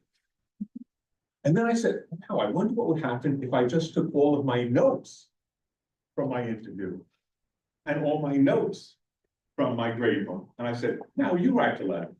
Oh, it did a very good job. And then I said, can I hand that in? Am I cheating? What's going on? What's allowed, what's not allowed? And that's some level we're all facing. What is plagiarism? What is, I don't know. But we have to separate product from process. So Paula Scher is a designer at Pentagram, and she was called into a meeting. Citibank is merging with Travelers, two multi-billion-dollar companies. And her design firm had to do a new logo. And she was sitting there during the meeting, and she wrote on a napkin this, 5 minutes of work during the meeting, and she turned to a colleague and said, put it away. That 5 minutes of work was worth $1.5 million to the firm, that logo. She said, take the umbrella from Travelers, it looks like a T with the arch being connecting the eyes, sitting, that'll be the logo, which you've all seen. $1.5 million, 5 minutes of work. But what Paula says, when you ask her, she says, no. It wasn't 5 minutes, it was 30 years of design plus 5 minutes. And that's what we're paid for. We're paid for the product, not the process. The process is my 30 years. Want to give 30 years? They'll still come to 1.5 million. So what is our level of discomfort and why? Was it worth $1.5 million for us? The letter of recommendation, what part should I be doing? Where's the creativity? So AI can do this. If I gave the AI, I said, here's Travelers, here's City, oh, they're merging, give me a new logo. I don't think we'd come up with that design. And after the fact, I say, that's not so hard. I could have done that. Da-da-da. But then I realized when chat gives me 10 ideas, how do I choose which is the best of the 10? What criteria do I use? When chat is my brainstorming partner, I'm bringing my expertise to know. I'm not just saying, give me one, good enough. That's the fear. Everybody can say good enough, and our quality will degrade because we accept chat as, oh, that's what chat said it must be. We bring criteria to the table, say that which is the best of the 10. And then we have to be aware of the bias that ChatGPT has, because it's pulling from a lot of works which are very biased. So, tell me about a doctor, and it's a white man. So there are biases because the internet has biases. And then I think to myself, when I write a lesson plan, who should critique it? Who should chat, pretend to be, to critique it, try to say, here's my lesson plan, I want to know how it is. Can you have a top high school teacher look at it? Or can you have a university professor look at it and give me comments? Or pretend you're Einstein and give me comments. You'll get different results all the time. Where you can say, present you're Cillian Murphy, you were using Oppenheimer, you must know something about this. And can he do it? And you'll get different responses. So who do you ask? Who do you pretend? Who do you ask to pretend to be when you ask for information? Where is the knowledge we have lost in information? So here's a cartoon. Then, as you can see, we give them some multiple choice tests. These are the mice learning how to go through the maze. And it's ridiculous because the mice who go through the maze might not be good at multiple choice tests. So again, open book, closed book, open ChatGPT. How do we assess knowledge now that we have these tools? So I'll give you an old assessment. Here was a question on test. What was the date of the Battle of the Spanish Armada? Answer 1588. That's correct. How do you get that answer? Oh, not much. What does this mean? Not much. It was one of the dates I memorized. Do you want to hear the others? Versus a second student who's asked, what was the Battle of the Spanish? What was the date of the Battle of the Spanish Armada? I said, it must have been around 1590. It was 1588. Why do you say that? Well, I know the English began to settle in Virginia just after 1600. Not sure of the exact date. They wouldn't have dared start overseas explorations of Spain's flood control of seas. It would take a little while to get expeditions organized, so England must have gained naval supremacy somewhere in the late 1500s. Unfortunately, that we give tests where 1588 gets more credit than this. So there are other ways to assess knowledge. We ask, what does it mean? How do we know? Why do we believe? Why should we care? So let's just look at the why do we believe again. I'm in the lab, I take a clay figure, I put it on a cart, the kids ram it against the wall, the clay figure goes flying through the air. And then we say, wear seatbelts in cart. And they said, I'm not a clay figure. Why do we believe that laws of physics in the lab is the same out there? Why do we believe that cell structure in San Francisco is the same cell structure in Auckland. They're upside down. And perhaps an easier question is, when do we not believe? When do we wake up and say, no, I don't believe you? So if there is one quality needed above all others to be a good writer, Ernest Hemingway replied, yes, a built-in shock-proof practice. So People Magazine, I haven't seen People Magazine, somebody said, did you see People Magazine this week? It's 100 pages. Well, I hadn't seen it this week, but I said, I have to the dentist's office, so, 100 pages, okay. Okay, but if they came up to me and said, have you seen People Magazine this week? And I said, no, they said, it's 20,000 pages. I would say, I don't believe it. Why not? It's like, I don't, no, it really was, I thought. No, I don't believe you. I have a property text that says 20,000 pages, that's 100 books, 100 books, no, I don't believe it. So I have a filter system, we all have filter systems, and part of education is to build that better filter system so that you can find out what is happening, what's not happening. The problem is that some of our filter systems are so good that it's tacit knowledge, we don't even know what they are. But we know it because we've gone to school a lot and learned a lot, and we have those things, and we say, no, I don't believe it. Neil Postman, I love studying with the best things schools can do for kids is help them learn how to distinguish useful talk from crap. And more important than it was in 1969, because when I went to school, the librarian told you what you could read and what you could not read. Nowadays, nobody tells you that. And now we have AI, which can make up things for you. Good, bad, indifferent. Just yesterday in the New York Times, it said Trump's return to power elevation. More government figures are embracing once extreme ideas, including that the earth is flat. Now, do they really believe that? Or is it just worthwhile for them to believe it to get elected? But do they have evidence? We have evidence. I mean, we've gone to space, we've seen the earth. But that was yesterday's findings. And then finally, why should I care? So we know we have to motivate students. We talked about that. The motivation of students. John Dewey, great American philosopher of education, said, education is not a preparation for life. It's about life itself. It's not that. You're learning this because one day it'll be useful. You're learning it because now it's useful. So I keep hearing when people talk about AI, we, as professors, we have to create assessments where they can't cheat. It's a Sisyphean task. It's not going to happen. You're never going to be able to check to see if they're cheating or not. The real thing we have to do is create assessments where they don't want to cheat. Connect to their interests, strengthen the transfer of learning. And I wonder, do nursing students cheat less than other students at school? We have a lot of nursing students having an incredible nursing program with UMass. Do they cheat less? Because here's a situation that they're going to be faced with. How's the spleen? The spleen, where is it? I never studied the spleen. No, it's left back in the spleen test. I failed spleen. I thought we didn't have to know the spleen.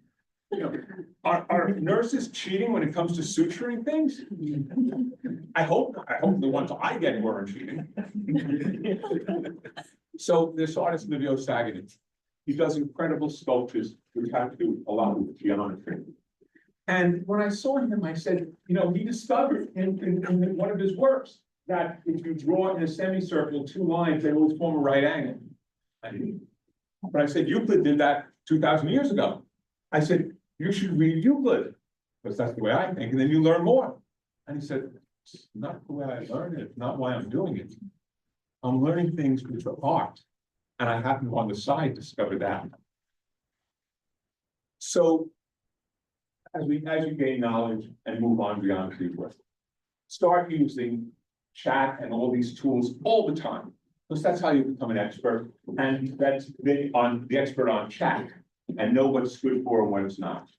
Try different prompts, keep telling it. But remember, as Ethan Mollick says, this is the worst ChatGPT you'll ever see. This is the worst AI you're ever going to see. The AI today, if you're overwhelmed by it, oh no, I can do in 3 months, it's better. It's always going to be better. And the world is using this. Everybody is. So I don't know much about Avengers and Tony Stark and Iron Man, but I do know this. Tony Stark is pretty incredible as a person. He's a genius inventor, highly intelligent, great physical strength. And then he puts on this suit that he made, and he becomes Iron Man, a powerful superhero with superhuman strength, flight, and weapons. So you don't have to be Tony Stark. So that you can, so that AI can be your suit. You have to learn. That's what it's about. You want to be Iron Man? The tool is ChatGPT and AI, but the thing is to learn more. So TSLA said, where is the knowledge we have lost in information? The internet may be able to give us all the information we need. LLMs and AI can, and maybe it may be able to give us all the knowledge we need. Where is the wisdom we have lost in knowledge? It's another question, yes, I would say. Where is the wisdom we have lost in knowledge? And for the wisdom, it's humans who will generate the wisdom. Thank you.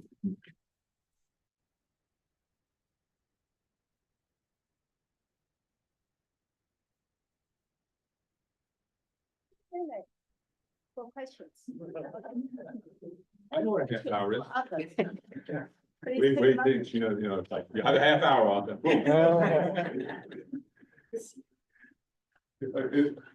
Questions? Ask ChatGPT, it knows much more than I do. Yes, so my question is about awareness, like when as a human we start being more aware about consequences, like be responsible, when the decision to be responsible. When is a human being? Well, one of my favorite things to do is when I'm at the airport, is you see 3-year-olds in the airport kind of safe space.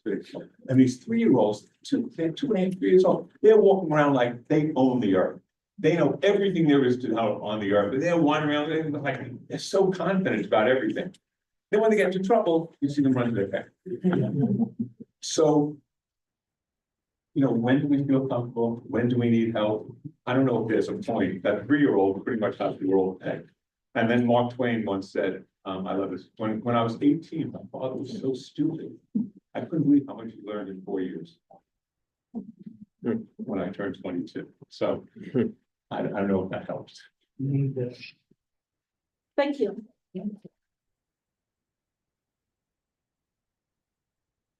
Okay, now is the panel time. So dear panelists, how do you want to set up? We have 2 options. Either we have chairs here, and then we have all the audience move their chairs here. So you can face the screen, and then I think maybe this is a better setup, right? Okay, so grab you. So students, you can move your chairs a little bit over here because the panelists will be seated over there. Okay.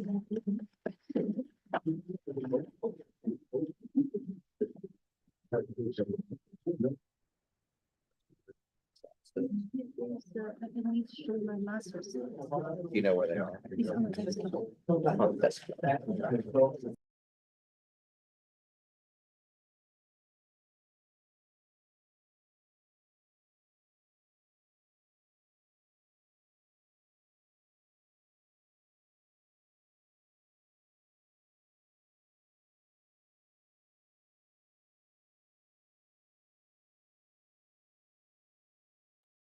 Yeah. So you should sit in the sequence of the photos displayed on screen, okay? Grab your chairs. So Provost, you're here. You have to follow the. And students. Well, panelists will be there. That's how I understand this. So the panelists like the 80 on the slide. We have to behave here. Oh, okay. You must be Asian. Hey, nice to meet you, Henry. We're gonna speak recording over there. Yeah, I'm using a lot of AI, as you can see. Tells us we have. Yes. Have to sit there. I have to sit here right here. I'm having to be much more forward. Probably better way to do it. I figured 30. Because I didn't understand the rating system.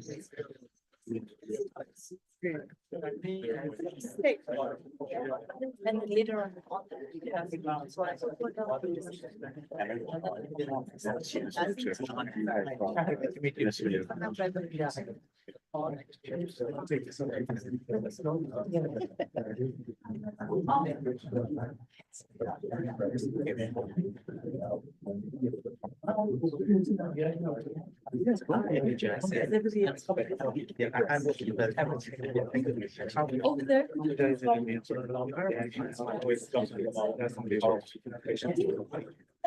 That side, okay? So, all the 7 panelists, they have very busy schedule. But then they take their valuable time, they come here, visit us, and then spend 1 hour with all of us. And then you can see this is a panel, we have a group of talents at different background and different cultures, different expertise. And then, so we have our provost, Joseph, and we have our donor, Paul. They're the biggest advocate for the Paul English Applied AI Institute. So we have UMass Boston alumni, we have Henry, Tong, and Xin. And we have 2 local leaders, Shankai and Dr. Nier. And for Shankai, I really want to mention, he's also one of our invited speakers. And he generously declined my payment for his, for his effort to teach this class. I really appreciate his effort. So I'm going to ask each panelist to introduce themselves to the audience. Let's start with, not the provost, okay? Let's save the best for last. Let's start with you. All right. Go ahead. Well, thank you so much for inviting me here. I'm Xing Shu. I had a 1-year experience as an exchange student, like back to 2017 at UMass Boston. Graduated with a master's degree in urban informatics in Northeastern, and now I'm currently working in McKinsey as a senior CNI, which is a senior capability and insights analyst, specializing in geospatial data at McKinsey company, which is quite interesting. So I'm so happy to bring in a different perspective, as I know some of you, or to say many of you, knowing more than me in data scientists, algorithm, but to me, it's like bringing the perspective where we use AI in our daily life. Thank you. Welcome to our next speaker. Hello, my name is Mortaza. I am the co-founder and CTO of a startup called Pluralytics. Pluralytics is a language science startup that our goal is to generate language according to the demographic psychographic of the visitors. Pluralytics got acquired by a marketing company called Alethea. After joining Alethea, I maintained my role as the CTO. Now our goal is to make sure we are at the edge of AI, agentic AI, and making sure that we are applying it all throughout our tech stack. And we are amazed by its speed, and it's always amazing to be among such talented people. Hello, everyone. My name is Tong. I'm a senior applied scientist at Amazon AGI. So my work is mainly focusing on improving the safety and the responsibility of the Amazon internal AGI foundation models, including language model, image model, and video models. I have worked in Amazon for like 6 years, and I graduated from UMass Boston in computer science in 2017, and Professor Ding kind of my co-advisor. And very happy to be here, and thanks Professor Ding for the invitation. Okay. Hi everyone, my name is Shankar Krishnan.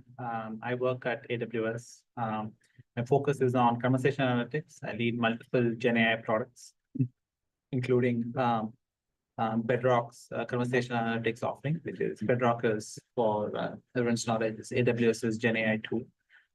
Prior to AWS, I spent time at IBM. I was leading one of the products in Watson, which is IBM's flagship AI product. And also worked in self-driving car space, so spent in various aspects of AI. Thank you for having me, and excited to be sharing my experience.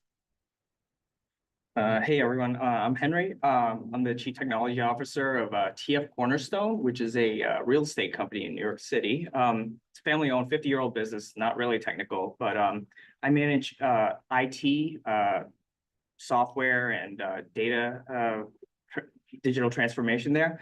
I work a lot with our vertically integrated business and help them with various processes and technical stuff.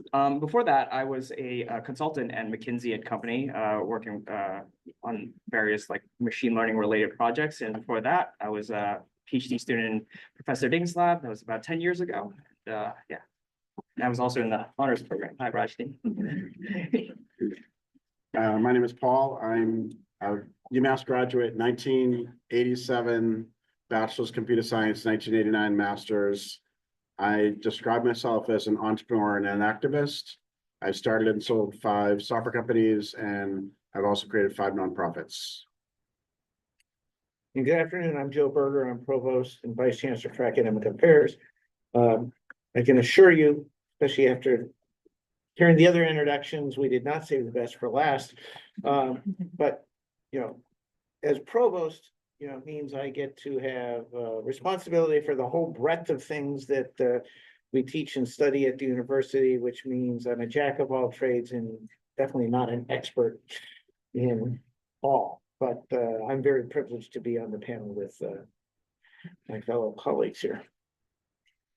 Thank you so much. And as a matter of fact, the panel name AI in Careers for All is actually the idea of the Provost.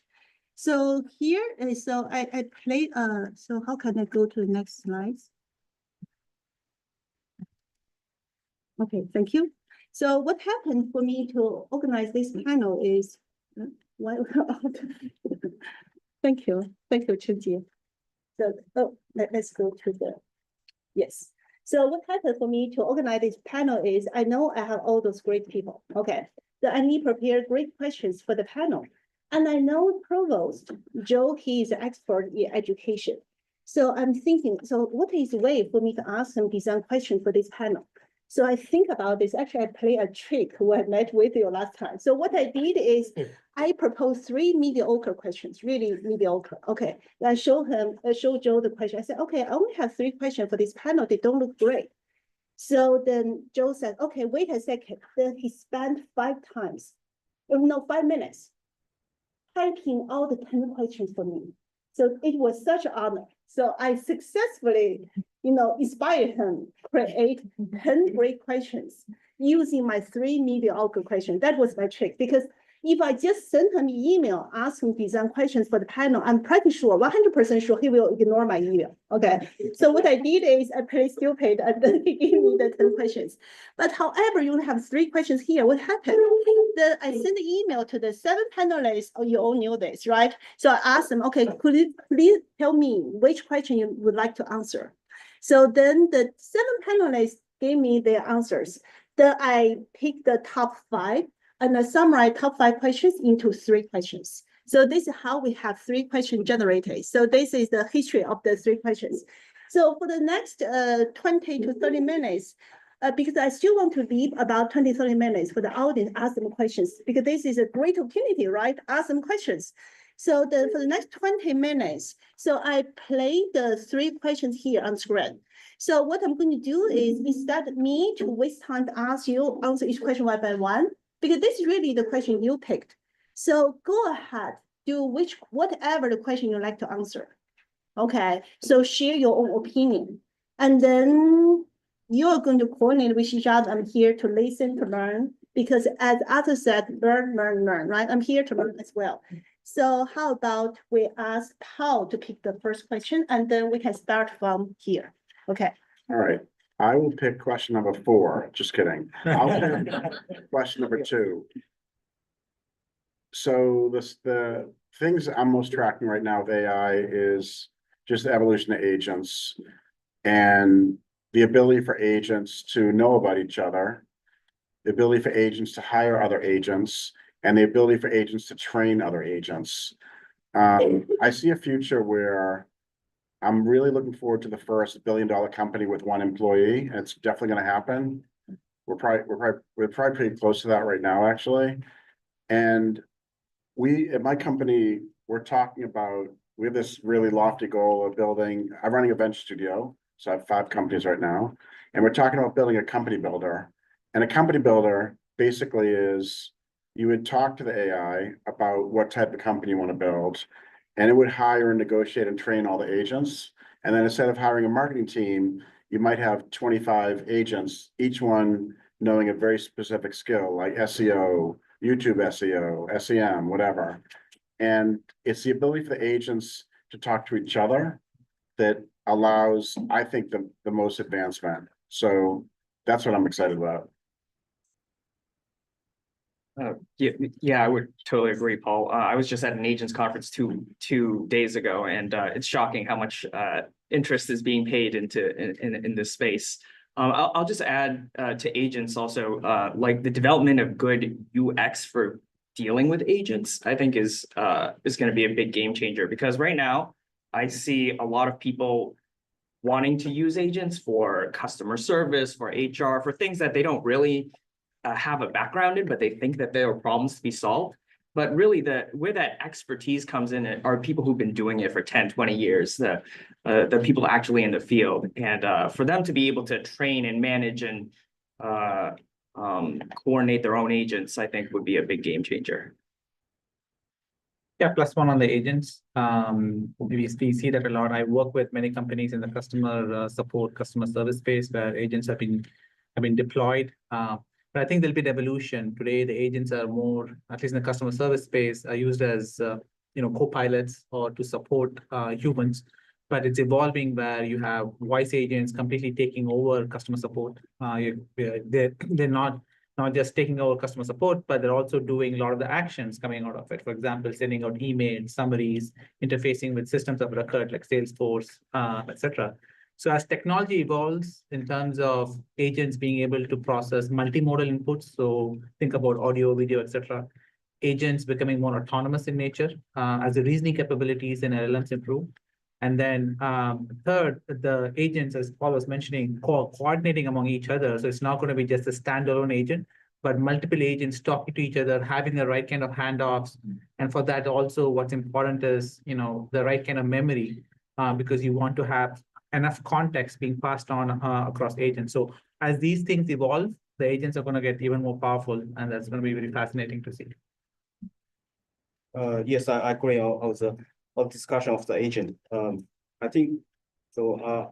I'm currently working on AGI Org, and I think agent is currently the most popular topic, and many people are working on agent area. I think in not just Amazon, in many companies. A big reason is it's really powerful. Performance is really good, and also, but the one thing I want to indicate is there's also some risks to use agent. The first thing is it's hard to measure the performance because it's really use case specific, and also my team is mainly working on responsible AI for the foundation models, and how to make sure the response is safe. I don't generate some inappropriate content or some sensitive content. That's also a big issue and challenging for developing a good agent model.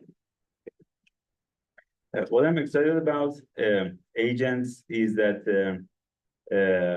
what actually got me very excited was seeing the AI computer use coming through Claude and other companies following on that steps. So now we can see that AI is not only good for answering questions, it can also take actions on users' behalf. Once you can access a computer, the sky is the limit. And beyond that, I think we want to see agents that are more proactive than reactive.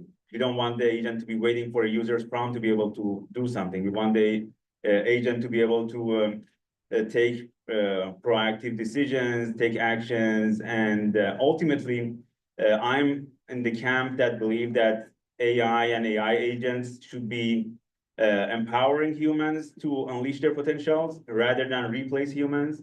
Because us as human beings, we are so complex, and particularly in our relationships to other human beings, there are certain things and emotions and EQs that you can't expect a black box machine to understand and perform. So, but having access to all those tools and all those human knowledge within that agent, I think it can empower humans to such extent that was not possible before. But the challenges here are that basically how can we verify, like, they mentioned, how can we perform analytics? How can we, if something goes wrong, how can we backtrack and figure out what went wrong? So there are a lot of like challenges that need to be solved, and but it's very exciting. I don't really use agent in my daily work, but I do understand like the point, and I totally agree with the challenge perspective and the agent, the excitement that brings to our daily life. I would also want to mention, what I second to your point is, I don't think AI will gonna replace that in the future, because I was also in the panelist at a media lab like a few weeks ago at MIT. They also bring up a point where people bring up other concerns if AI are going to replace humans. For example, in my work previously at McKinsey as a geospatial team, we do the geocode for sometimes, sometimes the consultant just send us like 300 of the locations where they have the address, but they don't know that long. While starting last year, there's no such request anymore. We just take on like the real client work, for example, M&A, due diligence, like real staffing client, instead of those kind of easy, quick turnaround. And we think it's because, not we think, it's just a fact that those kind of small things are replaced by AI.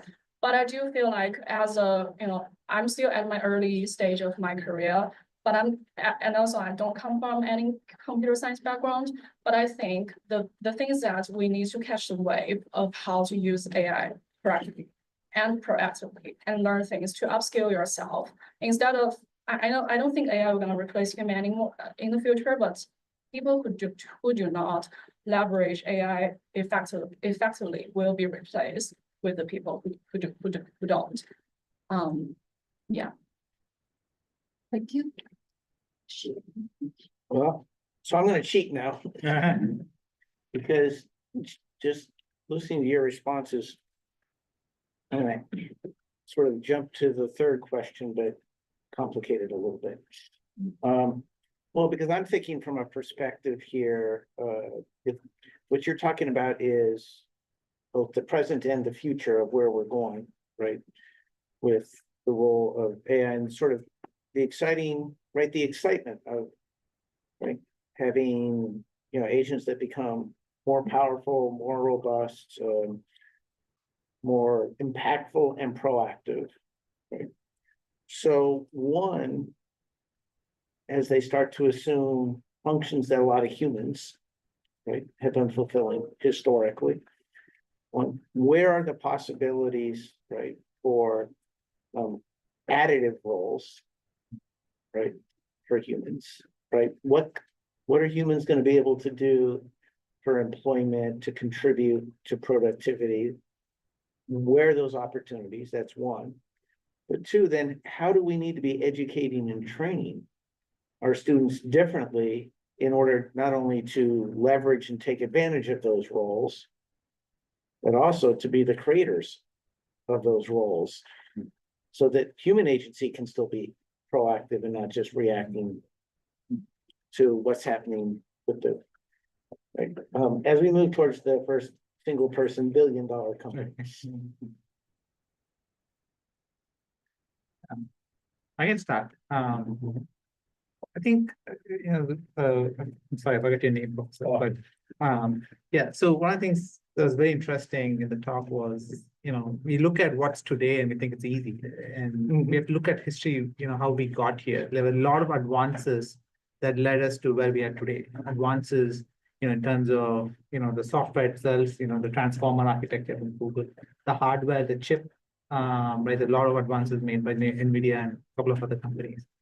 Access to cheaper electricity, etc. Now, as AI usage explodes, there's going to be demand not just for people who can code AI, use AI, etc., but across the whole supply chain. So think about electricity, right? There's going to be so much demand for electricity. Companies like the big tech companies are investing in nuclear fission and fusion, small reactors, that kind of stuff, right? There's so much innovation happening in the chip space. So you have a lot of companies. Cerebras was a company that recently went IPO, etc. So you could look at the infrastructure or the chip layer. So my point being, it's the AI need not be just looked at from a software perspective. And agentic and all that is super cool.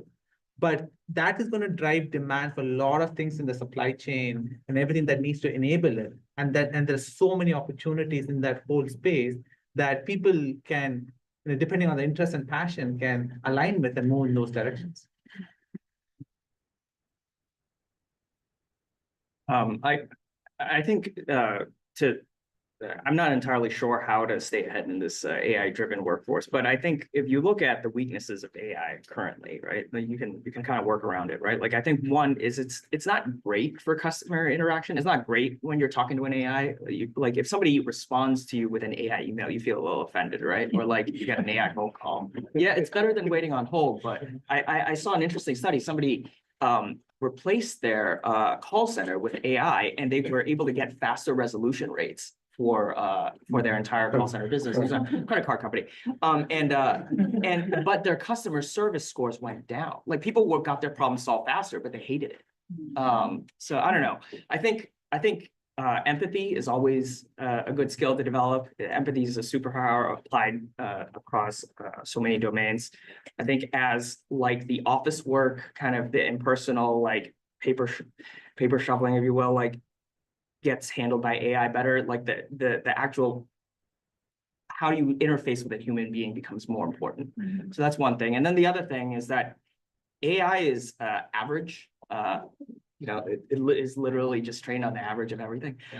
So the other way to stay ahead, I think, is to develop very deep expertise, right? Like, because AI agent is not going to write a talk like Dr. Isaac gave. Yeah, it's not going to happen. So I think developing deep expertise and empathy.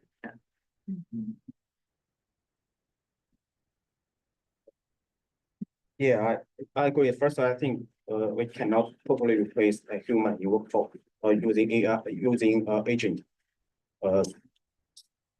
There are several reasons. First of all, the performance, and also except agent, there are also a lot of rooms for improvement, such as like for if we want to develop agent for like image or video use case, right now there are still a lot of gaps in like those use case.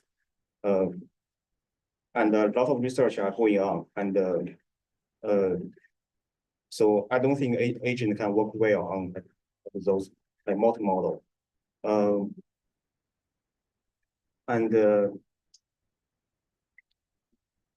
Yeah, that's basically. What I would say add here is that so what we're talking about AI is what AI we're seeing today. Last week, I was at the robotics summit here in Boston, and there was a lot of people in there, like thousands of people participated in that. But you barely saw any robots anywhere. Like if you think about it, we're living in 2025, we're sending rockets to moon or Mars or whatever. We have like these amazing AIs, but you don't see robots anywhere. The most important robot that you could see is the robot vacuum cleaner, or that's about it. So if you think about like 5 years from now, you can expect that AI is going to be able to take actions in the physical world. They call it embodied AI. So if you want to get yourself ready for the future, I think that first of all, being comfortable to use AI as is with all these MCP and agentics and stuff like that is important. But think ahead of the curve and try to be ready for that 5 year, that when the time comes, you are that expert. You don't have to like follow the lead of others. So this is something that I think is happening eventually and should be ready for. Well, I feel like I have to take the privilege of the last one to speak because I kind of synthesized all of the people's point previously.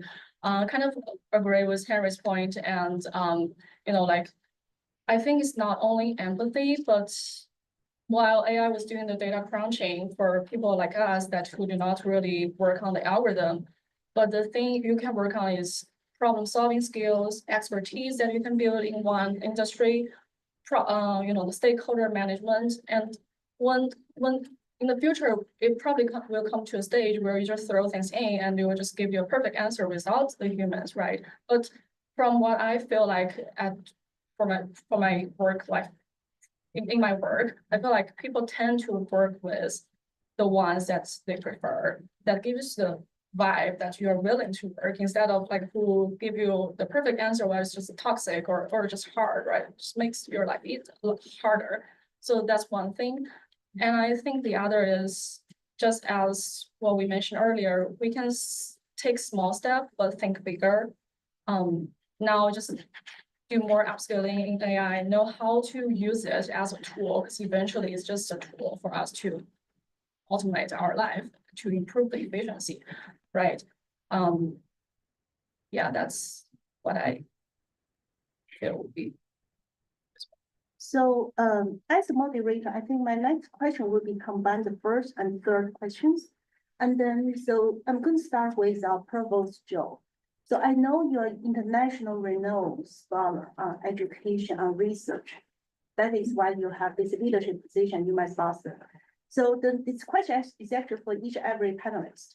So what is your biggest fear about the AI? Okay, so you need to tell us the true answer. And then what you wish you could do better when you were a student at school? And then how you might sponsor students can do better to stay ahead in an AI-driven workforce.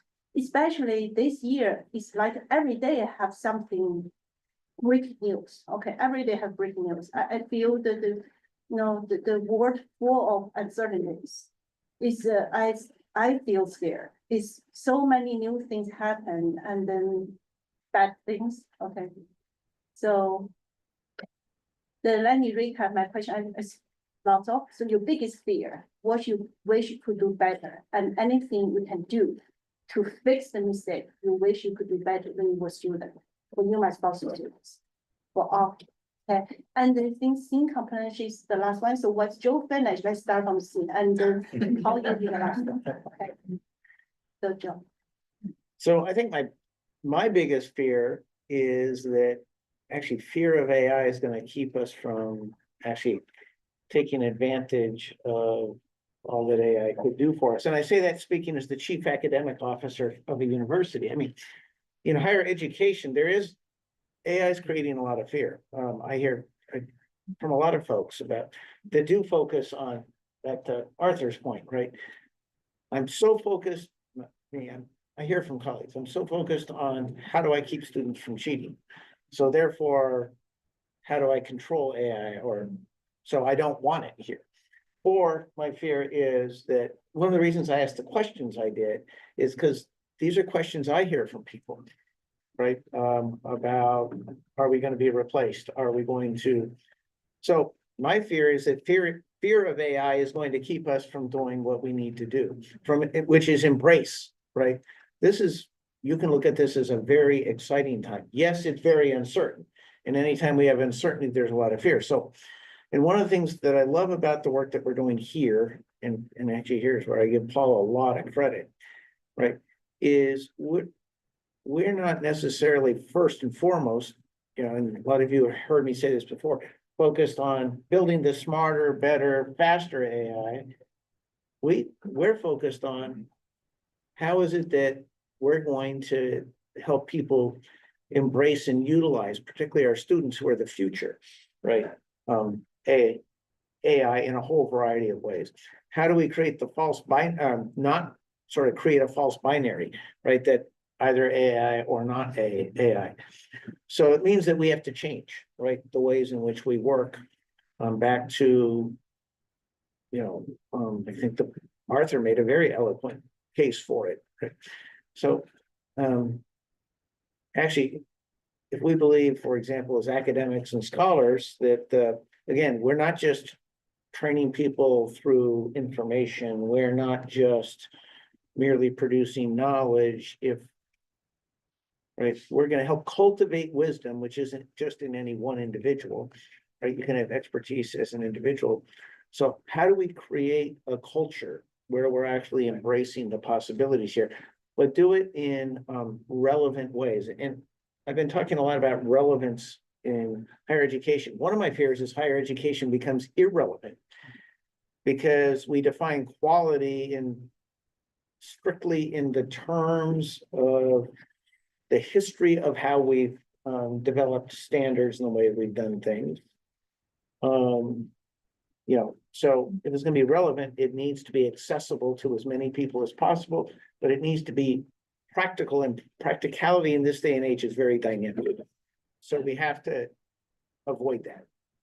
All right, so that's a long part, answer to the first part of the question. I'll just go real quickly. If I can remember back to when I was an undergraduate student last century.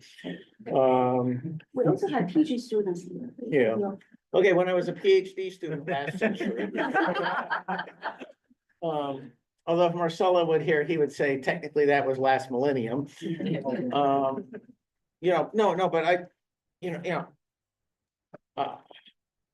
I wish I could do everything better now. I mean, I can just imagine how much farther ahead I could have been with my studies. You know, if I could have had more tools. I mean, it comes down to more tools. I had many more tools than my teachers and mentors had. It allowed me to move faster. And then I could have learned faster. So I look at it more as I'm just I'm just envious of what you know, current students have that I didn't have. I'll go first. I'll go next. I don't know why, like when I hear Joseph said that he's envious about our life, I'm kind of touchy because I'm also a full-time MBA right now, and I'm like resonate with you as from a student perspective, because I do use AI to do some of my homework without like professor detailed teaching, but more using like to sift through the information where it can help me to gain structured idea. But I totally agree that we are living in the best era that I can imagine, to be honest, because I can't even remember like 7 years ago when I was you know, the undergrad or the graduate without the AI. It's really hard for me to synthesize all the information from just the textbook, right, or just website or the professor provided with a very short period of time. Now I'm using, you know, Gemini as a advanced research, where you can just throw the things in with all of your thoughts, and it's an interactive information. I know it's not perfect right now, but it's really, really enabled us to gain more information. Sometimes it's noisy, but honestly, from a learner perspective, it is truly helpful. So that's why maybe I don't know too much about algorithm. That's why I don't fear of it at all, because I feel it's really exciting. And I know that Figma, just as you know, Henry mentioned from the UX perspective, I know all of the tools from UI, UX, all of the industries release different versions of their platforms every day. And it's really exciting me that's how things can fast for me as a user, right? It's really no brainer for us who do not really work on the algorithm, but just what you need to do is just be a powerful user to learn how to make your life easier correctly with empathy and to upskill yourself. Yeah. So what I fear here is not about the AI itself. I fear about, the funny thing is what humans are going to do with that AI. We probably don't trust ourselves more than this unknown we call AI. And if you think about it, a drone probably costs around maybe $1,000. And a person with $10 million can buy thousands or tens of thousands of drones. And if you apply this AI in each of those drones, God knows what things that person with that amount of, I mean, 10 million is not a lot of money, can accomplish or be able to perform. And you see these horrible things happen in wars, and a lot of it is with drones and these little drones. So that's us humans abusing the power of AI and these technologies. And imagine if we're, as I mentioned, this embodied AI going to the physical world, what things could happen.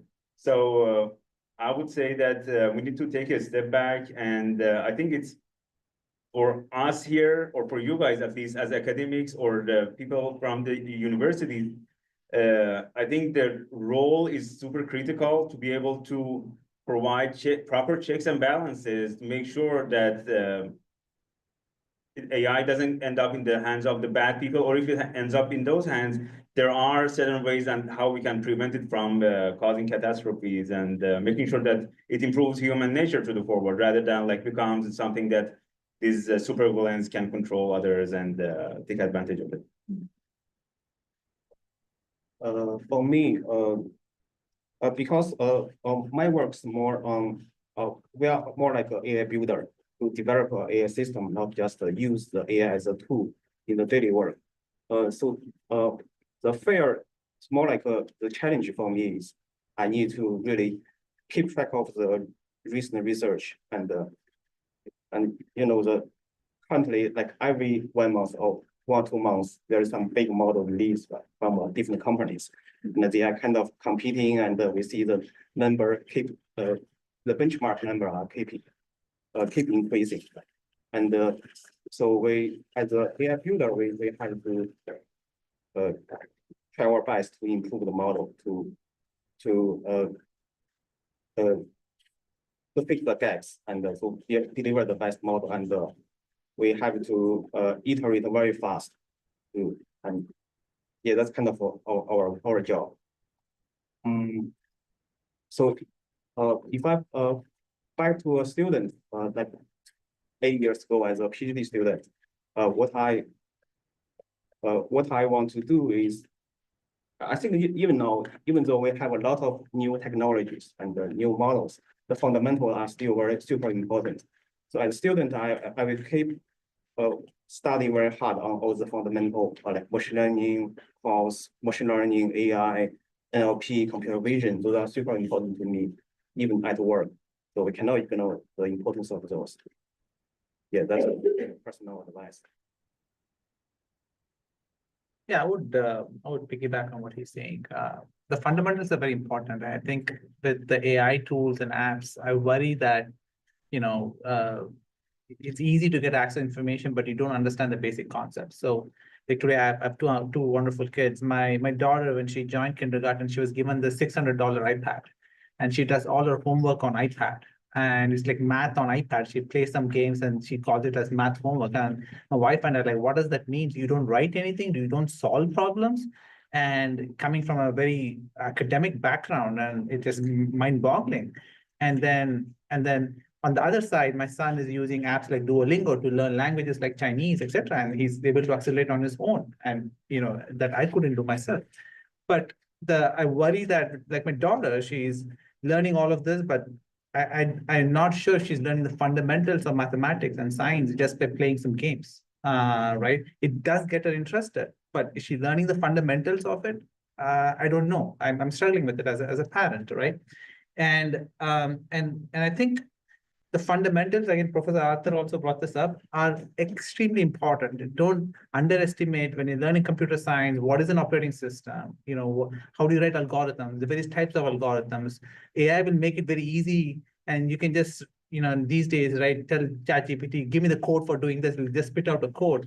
But that doesn't mean that, you know, you should not understand the fundamentals behind it. I remember when I first came to the US and you know, I used to pride myself, I can do math in my head, you know, numbers and calculation. And I used to talk to senior executives and senior executives would, you know, even for basic math, 12 cross 13, they used to bring out their iPhone and they used to do 12 cross 13. I used to call my dad, why are, you know, it's so baffling to me, Dad, you know, these are multi-million-dollar executives and they're pulling out their iPhone and they're doing, you know, math, you know, basic multiplication. And I think we should take that as an example where, you know, our core fundamentals of education are important. AI is just a tool or an accelerator, but if you don't understand the core fundamentals, I think as a humanity, we won't evolve.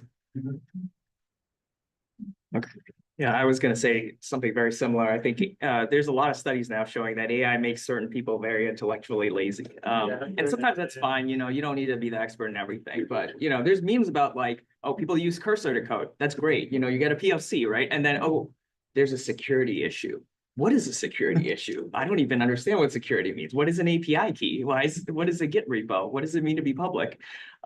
So I think, yeah, like knowing, you know, when to use it as a tool and keeping it as a tool in your tool belt, but not the only thing you rely on, right? Like sometimes you got to generate code. Sometimes you got to go Google. Sometimes you need to open a textbook. Sometimes you just need to like bust out the console and figure it out yourself, right? Like you have to have that whole breadth of knowledge, I think. And I think that's what school is great for.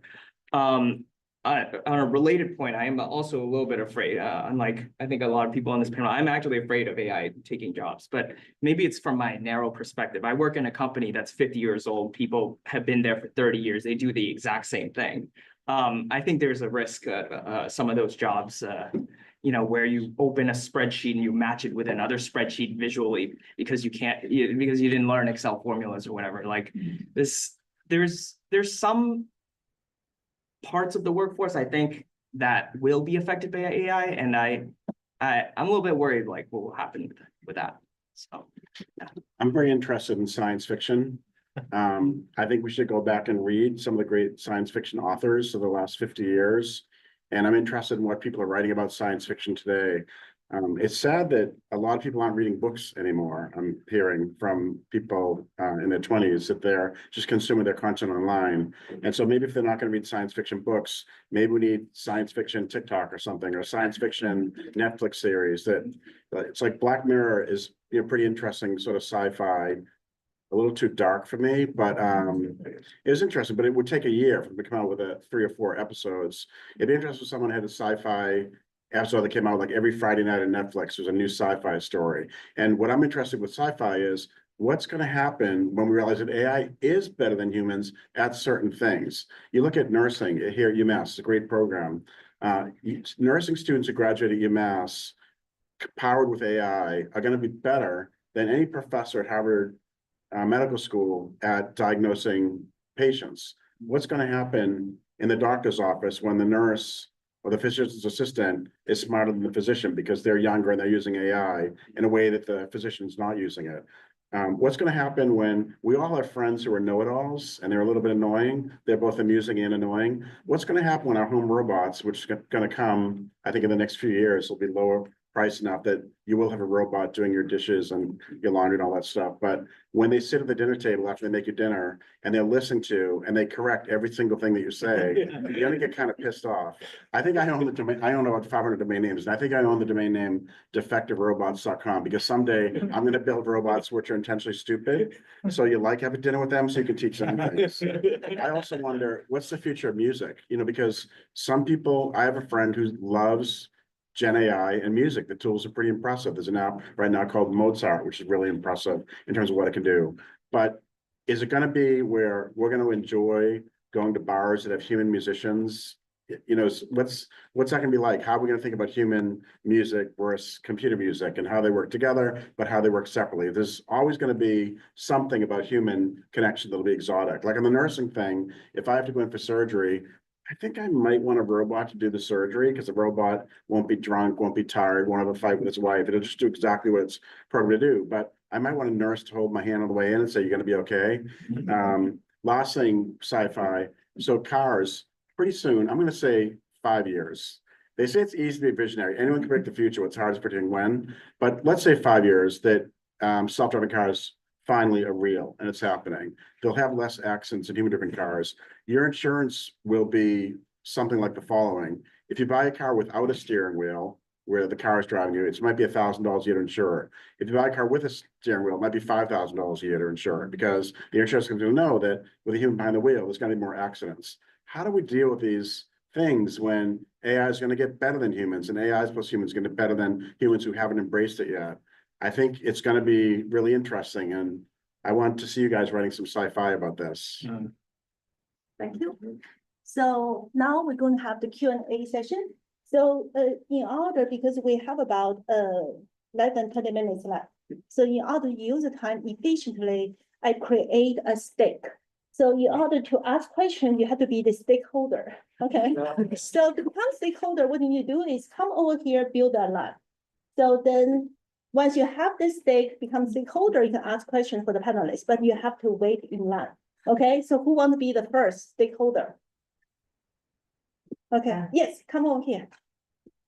Great, so start build line. Okay, so let's ask question one by one. So be generous to other students, only ask one question at one time, okay? stakeholder one. Hi, good evening, everyone. Great to be here. I'm a bit late, but then I'm so glad I was able to make it. So actually, my question is for the Provost. So I really enjoyed your comments about what you fear happening here. And I was thinking about what's the way forward. You know, one of the things we're thinking about even in the SAC, it's like, how do we get faculty and staff and you, of course, being the head of everything with respect to academics, develop some guidelines that guide us and also guide our professors on how we best use AI. So we're not afraid of it, and our professors are not afraid of it. So I just want to get your opinion about like, what do you think the university can do going forward to help students as much as they're helping faculty to be able to integrate AI in all they do effectively? That's a great question. That's an important question. And actually, so doing things like this, or 2 weeks ago, we had a university-wide conference on teaching and learning and technology. And this is second straight year we focused the whole day really on what's the role of AI in the university. But to bring faculty along, and that's what we need to do, means we do need to do things like we're doing, get early adopters, not just in one department, right, but in multiple departments, because faculty will come along most quickly if their colleagues are showing them how to do it.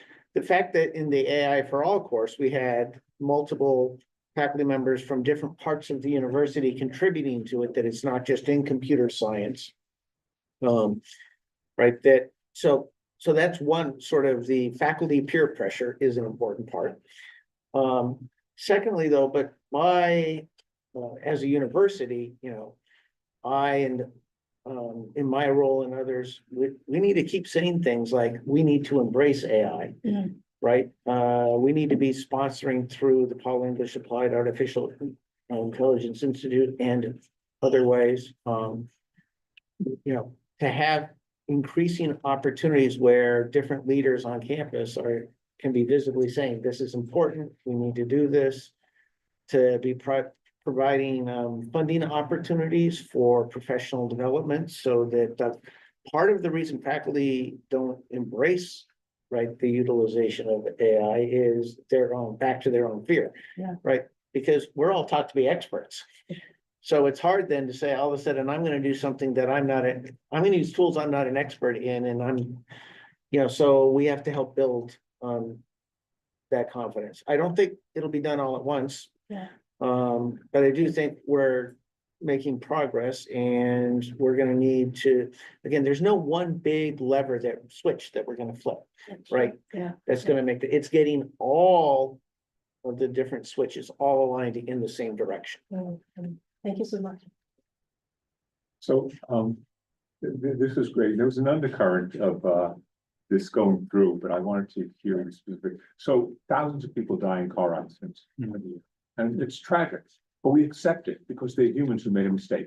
One person dies with a self-driving vehicle, one, and it's like, these are terrible, we can't have them.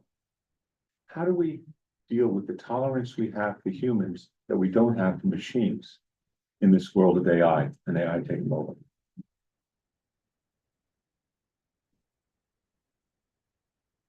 I think the self-driving car one, the insurance company is going to solve that. You have a choice between paying $5,000 a year or $1,000 a year. I think most people will choose to pay $1,000 a year. But people will become more comfortable with machines. You know, you look at evolution of technology, of any technology of the last 1,000 years, and when something was invented, it's usually feared. The printing press was feared because, oh my God, now like non-religious people can spread information. That's horrible. What if there's lies in these books that people produce? And, you know, it was a good thing to have a printing press, but you can look at every evolution as starting with fear. And there's a lot of fear around AI right now. And I have some fear too, but I'm more hopeful than fearful. I think people are going to start treating AIs more like people, especially agents, because they make mistakes, but people also make mistakes. So for example, I think the common use case is customer service agents versus human agents. Like they are judged by the same metrics. In fact, that's how they sell these things is you can get the same error rate, but it's faster and it's cheaper and blah, blah. So I think that mindset shift of like, okay, it's not just hard software that does one thing that's always deterministic. It's some kind of mindset shift around like it's more like a human or a junior human that you have to manage and will make mistakes and things like that. I like the phrase junior human. So we make robots, should we make them all short? You gotta make them cute, right? Make them look like kids. Yeah. Maybe we'll have some empathy for them if it looks like a kid. Exactly. It's gotta be cute. Be a very smart kid, though. Yeah. Gotta dumb it down a little bit. So my question is related to that specific, a little bit, but I'm a student in my third year here in the undergrad. And most of the question we're asking, like, how does student can use AI for their career or the future? And I've been trying to do my research and learn and find sample and case scenario of where like how professional people, experts are using AI specifically. And now we live like in kind of two world where some group of people think AI can be human, so like it can be treated as a human, or like it can be something like so special. And then there's some other group of people that just think like, oh, AI is just a tool. It should be treated as a tool. It can do your one task and we'll do the task and that's it. No more after that, doesn't have any special thing. And something that I discovered in the past few months is that with the AI agents, is like many experts are using these AI agents to make AI optimizations of workflow. And something that I'm exploring myself and even with my friends and thinking the future, like, okay, we know AI is not just for computer science student, it can be for any major, right? AI agents, what they do is that they understand the workflow of that specific person.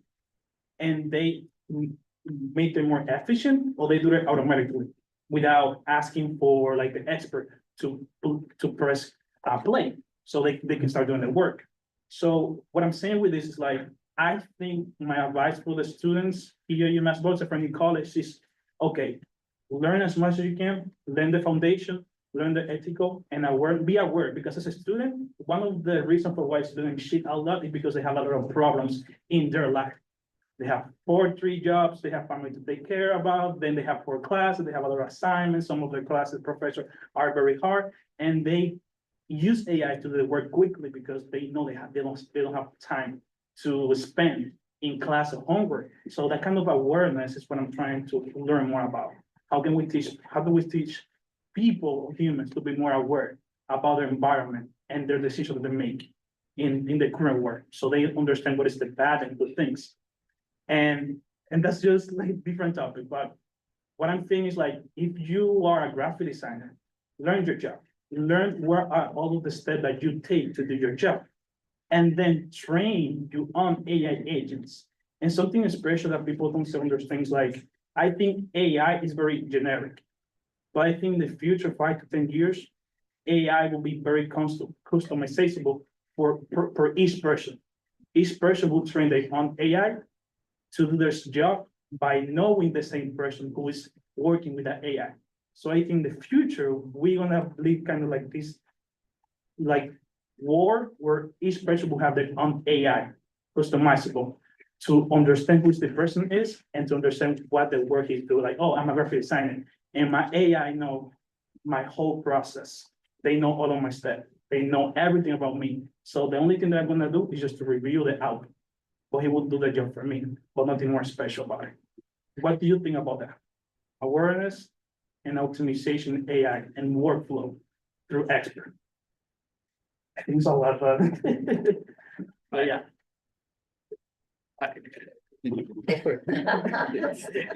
I think that's exactly how the new agents are being trained, right? Agents aren't trained. I mean, yes, technical people train them, but like technical people are not, for example, a collections expert or a leasing expert, right? It has to be the person who's an expert in the actual domain who does the training and the management, the guardrails. What's a good applicant? What's a bad applicant? And you can kind of learn that as a technical person, but you're probably are doing something else. I mean, some jobs are gonna be automated away. Yeah. We can't pretend that oh, humans are so special. Like, I'm gonna always want a human. Some things you will want a human, but some jobs are gonna be automated away. I worry about truck drivers. I think there's 6 million truck drivers in the US. They're gonna be out of work. You know, what are they gonna be retrained to do? What other needs do we have that only humans can do that computers can't do? Like healthcare, you're gonna always need humans, hopefully humans plus robots, but what other fields we're gonna need people to? I do look forward to the 4-day work week. I think that's coming. Maybe a 3-day work week at some point. I don't know, but some people will lose their jobs for sure. I just want to focus on one particular thing you said that I think is really important, why students will use AI to cheat. I think you raised some really important points, and it sort of extends on something that Arthur said in his talk. As good instructors, we need to first ask the question, not just what do our students already know? That's important, but also in what context do they know that, and in what context are they learning? So let's start thinking about how AI can help us shift, right? How we create learning environments and learning opportunities so that we're not putting students in those difficult positions. That's going to take a lot of work, but it's at the crux of what we need to be doing. I just want to mention one point. I spent a lot of time in my career working with enterprises, large companies, right? We based on the media hype, it's assumed that in enterprises, not at a personal level, people will continue to use ChatGPT and a lot of these tools at a very accelerated pace. But enterprises' adoption of AI agents, we think that's going to happen overnight. Even if you take today, cloud has been around for 15 years, still like only 30% of the workloads are running in the cloud, right? And many of the banks and governments and regulated industries, they're very hesitant to move to the cloud. So it's going to be very interesting to see what is the rate of adoption. Knowing enterprises, knowing this, they move slowly. There's even when I work with some of the largest banks, insurance companies, the knowledge of AI, the number of people they have of expertise in AI or even cloud technologies is very nascent. So then I think about like how soon this is going to happen based on the hype and what's being projected in media. So there is this aspect about jobs being lost, which is very true. Some of the low-level jobs, more menial jobs will go away quickly.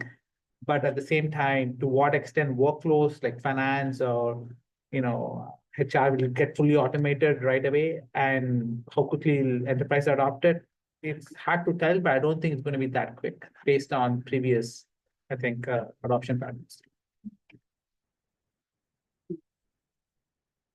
So this up like that again. First, I actually want to thank Wei for putting together an amazing course, bringing together amazing students and a wonderful panel. I want to start with something you said, Arthur.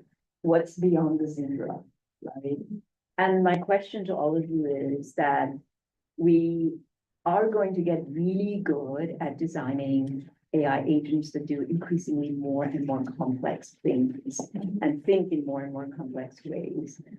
But I want to imagine like what's beyond that, like who is or can AI help us to become better humans, right? Humans that have just an increasingly nuanced and complex sense of empathy, as you said, Henry, or Monteza, when you were afraid of like what can somebody with $10 million worth of drones do? Like how do we get beyond the zebra of who we are as humans right now, suspicious of one another, hostile if we find something unfamiliar? So where does AI take us? And one of the things that I've been really appreciative of Wei's course is that she's raised a lot of ethical questions, and students have raised a lot of ethical questions. So I just want to find out, like, beyond the zebra, what's there for us as humans? And Chengxi asked you last question, then the panelists can answer those questions together. Okay, repeat the one you like. Okay, hello everyone. So I will introduce ourselves, and I'm the Point Japan Institute micro-credential pathway designer. So I try to build the course pathway to help the student can be learning the AI tools from scratch to the advanced. So the question is about how can you quantify these AI skills for students? So for example, we go to the job market, especially for non-technical students, right? They go to the job market, he writing what have the AI skills. How can I to expand these AI skills? Like in the skill, the column to write, I know how to use the ChatGPT. It's kind of pretty simple for everybody to do this one. So how can we to quantify these AI skills to improve our resume? For example, we trying to working with the nursing department students, and we're trying to encourage them to use the AI tools. But this AI experiments, how can we impress their resume to make this nursing students kind of very strong AI skills. We can use they can use the AI in their daily life. They can improving a lot. They can job is very related to AI. So what I would say on that is it's very easy to build stuff with AI these days. Like anyone can sit about a terminal, build a video game pretty quickly, build a version of Frogger or whatever, or tic-tac-toe. But the way you'll be judged, like by employers, it's like, great, you wrote a video game, but like how many people use it? Is it just you and your co-founder, or do you have 1 million users? And to me, it's, when you think about software, it's who designs a software that's successful? Who designs a software that's used? I'm really interested in the future where everyone has their own software and every company has their own software. Right now, you look at, like, I used to work at Intuit on QuickBooks, and QuickBooks had, at the time I was there, like 80% market share. 80% of small businesses run on QuickBooks. But does that really make sense? Maybe every company should have their own version of QuickBooks. Maybe there should be 1 million versions of QuickBooks. And if you have AI-powered employees at a real estate firm or at any type of firm, maybe they customize the workflows and customize the software work exactly the way that firm works. So what I would say is, it's great that you build something, but like, show me its users, show me how it's used. How much money is it saving? How many jobs is it creating? How much, what's the output of your work? So AI beyond the zebra question, rather than beyond the zebra question. I would add to this that it's to see what's beyond it for us. I would say that it's for, and also to answer his question, is that for us as human beings, it's very important to make sure that all of us are at the front lines of knowing about what AI functionalities are available right now. Let's say I sometimes invest in startups. One startup came up with the idea that one of the biggest challenges in a family is miscommunication. People miscommunicate, and there's a lot of arguments. It's mostly because of that. Can we use AI to figure out where is this miscommunication is happening? This is a great use that, okay, there is this AI can understand human language, and then maybe we can share our emotions with it. It can figure out, oh, you were here, you were selfish, or she was over there thinking about this and that and stuff like that. So, and you can only use this if you have the right knowledge, you have the right technology, and you're using it the right way. And if you want to stand out in your resume, you also need to know that, okay, so I'm let's say in the field of marketing, graphic design, civil engineering, computer science, and all of this stuff. You need to showcase that first of all, you're familiar with all these latest AI advancements, and then you need to show in your resume how you have applied that to improve on something. You can say that I use this AI XYZ to do this. This saves me, I don't know, 15% of time. Or I'm using this. So you need to first of all make sure that you itemize it, and then you quantify it. How much did it help you achieve something like that? And this is important for an employer to see that this guy knows what you're talking about, or for us to see how we're looking beyond things, how we're applying this AI in our lives, and what impact it's making for our family, for our coworkers, for our environment. That's basically to measure, is AI just a hype, or is it something that we're adopting? Roshi, that's such a great question, and I'm not going to presume to be able to answer it, but a couple things I think that we've been hearing. I mean, this idea that, we're going to get more knowledge, more efficiency, but human empathy. But the other is, back to something Paul said a few minutes ago, Are we gonna get to things like 4-day work weeks? Are we gonna get to 3-day? Are we gonna be able to leverage this so that we have more time to engage with others, to connect with others, rather than, yeah, just to work and produce? That's gonna take a lot of intention and purpose. But I also think that if we don't pay attention to the inequities that can arise, one of the great dividers, right, is in inequity. So how, right, as this all progresses, are we paying attention to who gets the opportunities, right, to benefit? And how are we going to structure that? Because we can make things better, we can make things worse. We have a lot of decisions to make as this rapidly advances. So what is amazing AI in careers for all panel. So we're going to wrap up the panel. It's already 5:07. So here we're going to do is I'm going to ask each panelist to give one sentence take-home message to the people here. So they stay late in the Friday afternoon with us dreaming by the, of course, I appreciate all your efforts, right? Okay. So then a take-home message for our audience so they can remember by. And then think about the take-home message. Okay, so let's start from Xin, and then Paul and Joe, you need to make a strong ending. Okay, no pressure. Yeah. And then take a group photo together. Let's really thank our photographer Yun to do a such great job. You know, she keep taking photos of us. So,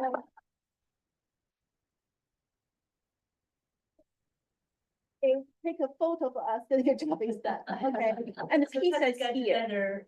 As close as. Yes, after the take-home message, then we can do a good photo.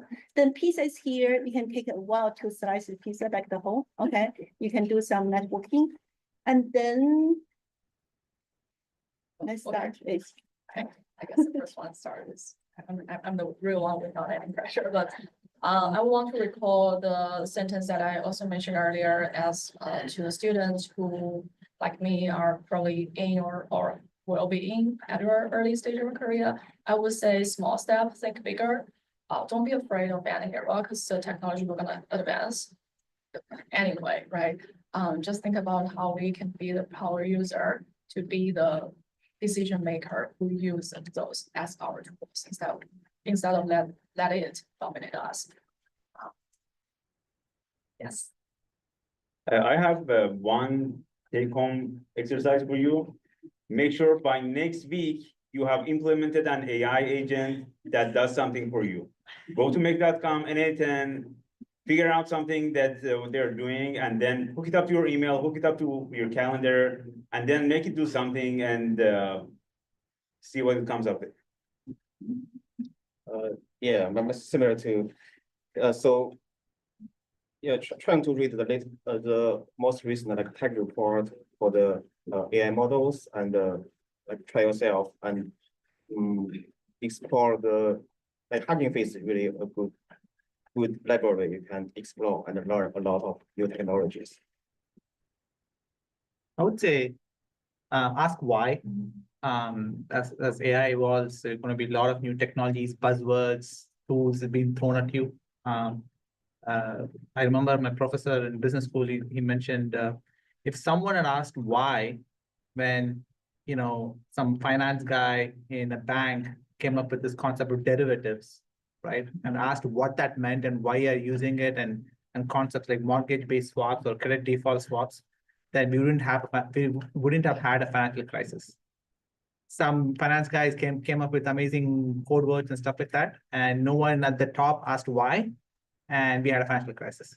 So don't get lost in the whole technology, AI, hype, buzzwords, large language models, reasoning, AI agents, all that is fantastic, but it still needs to solve a problem and understand why and how. Just gonna say, like, practice empathy, practice curiosity, and then I want to share a quote that I heard somewhere. I guess not exactly a quote. It said something like, AI is like the moonlight, and then humanity is the sunlight. So be the sunlight that you know. This tool that we've created, it's amazing. It scours the internet, is the average of everything, right? But it's really just a reflection of what people put into it, the best of what we have to offer. So aim for that. Yeah.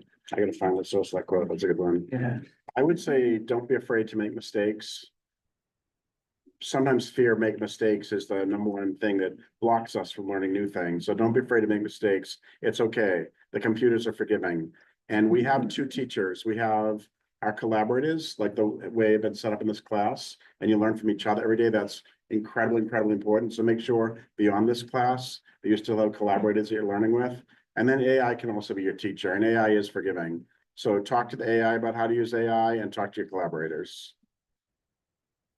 I'm just gonna finish by building on all that, but say, take risks using AI, absolutely.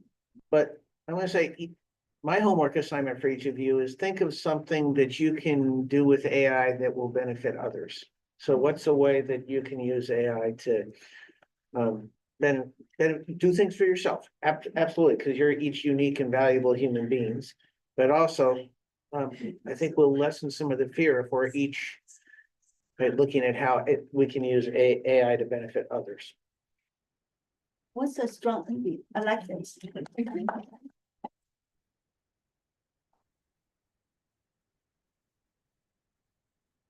Photo. So maybe the audience stay there, and then the panelists, you can change your positions. What should we do? What is the best way to take a photo? So maybe all the panelists be here. Yeah. Move their chairs here. Yeah, because I like to have the Okay. background. Let's these wheelchairs here. No, navigate. Okay, with your chairs. And then let's take a photo. Yes, we need chairs, Paul. Chairs. There's some screen. I mean, it's here. It's here, this button. It's just here. It's here. Yeah. Together. You sit in a chair and other people can just stand up as long as you have your face not blocked. This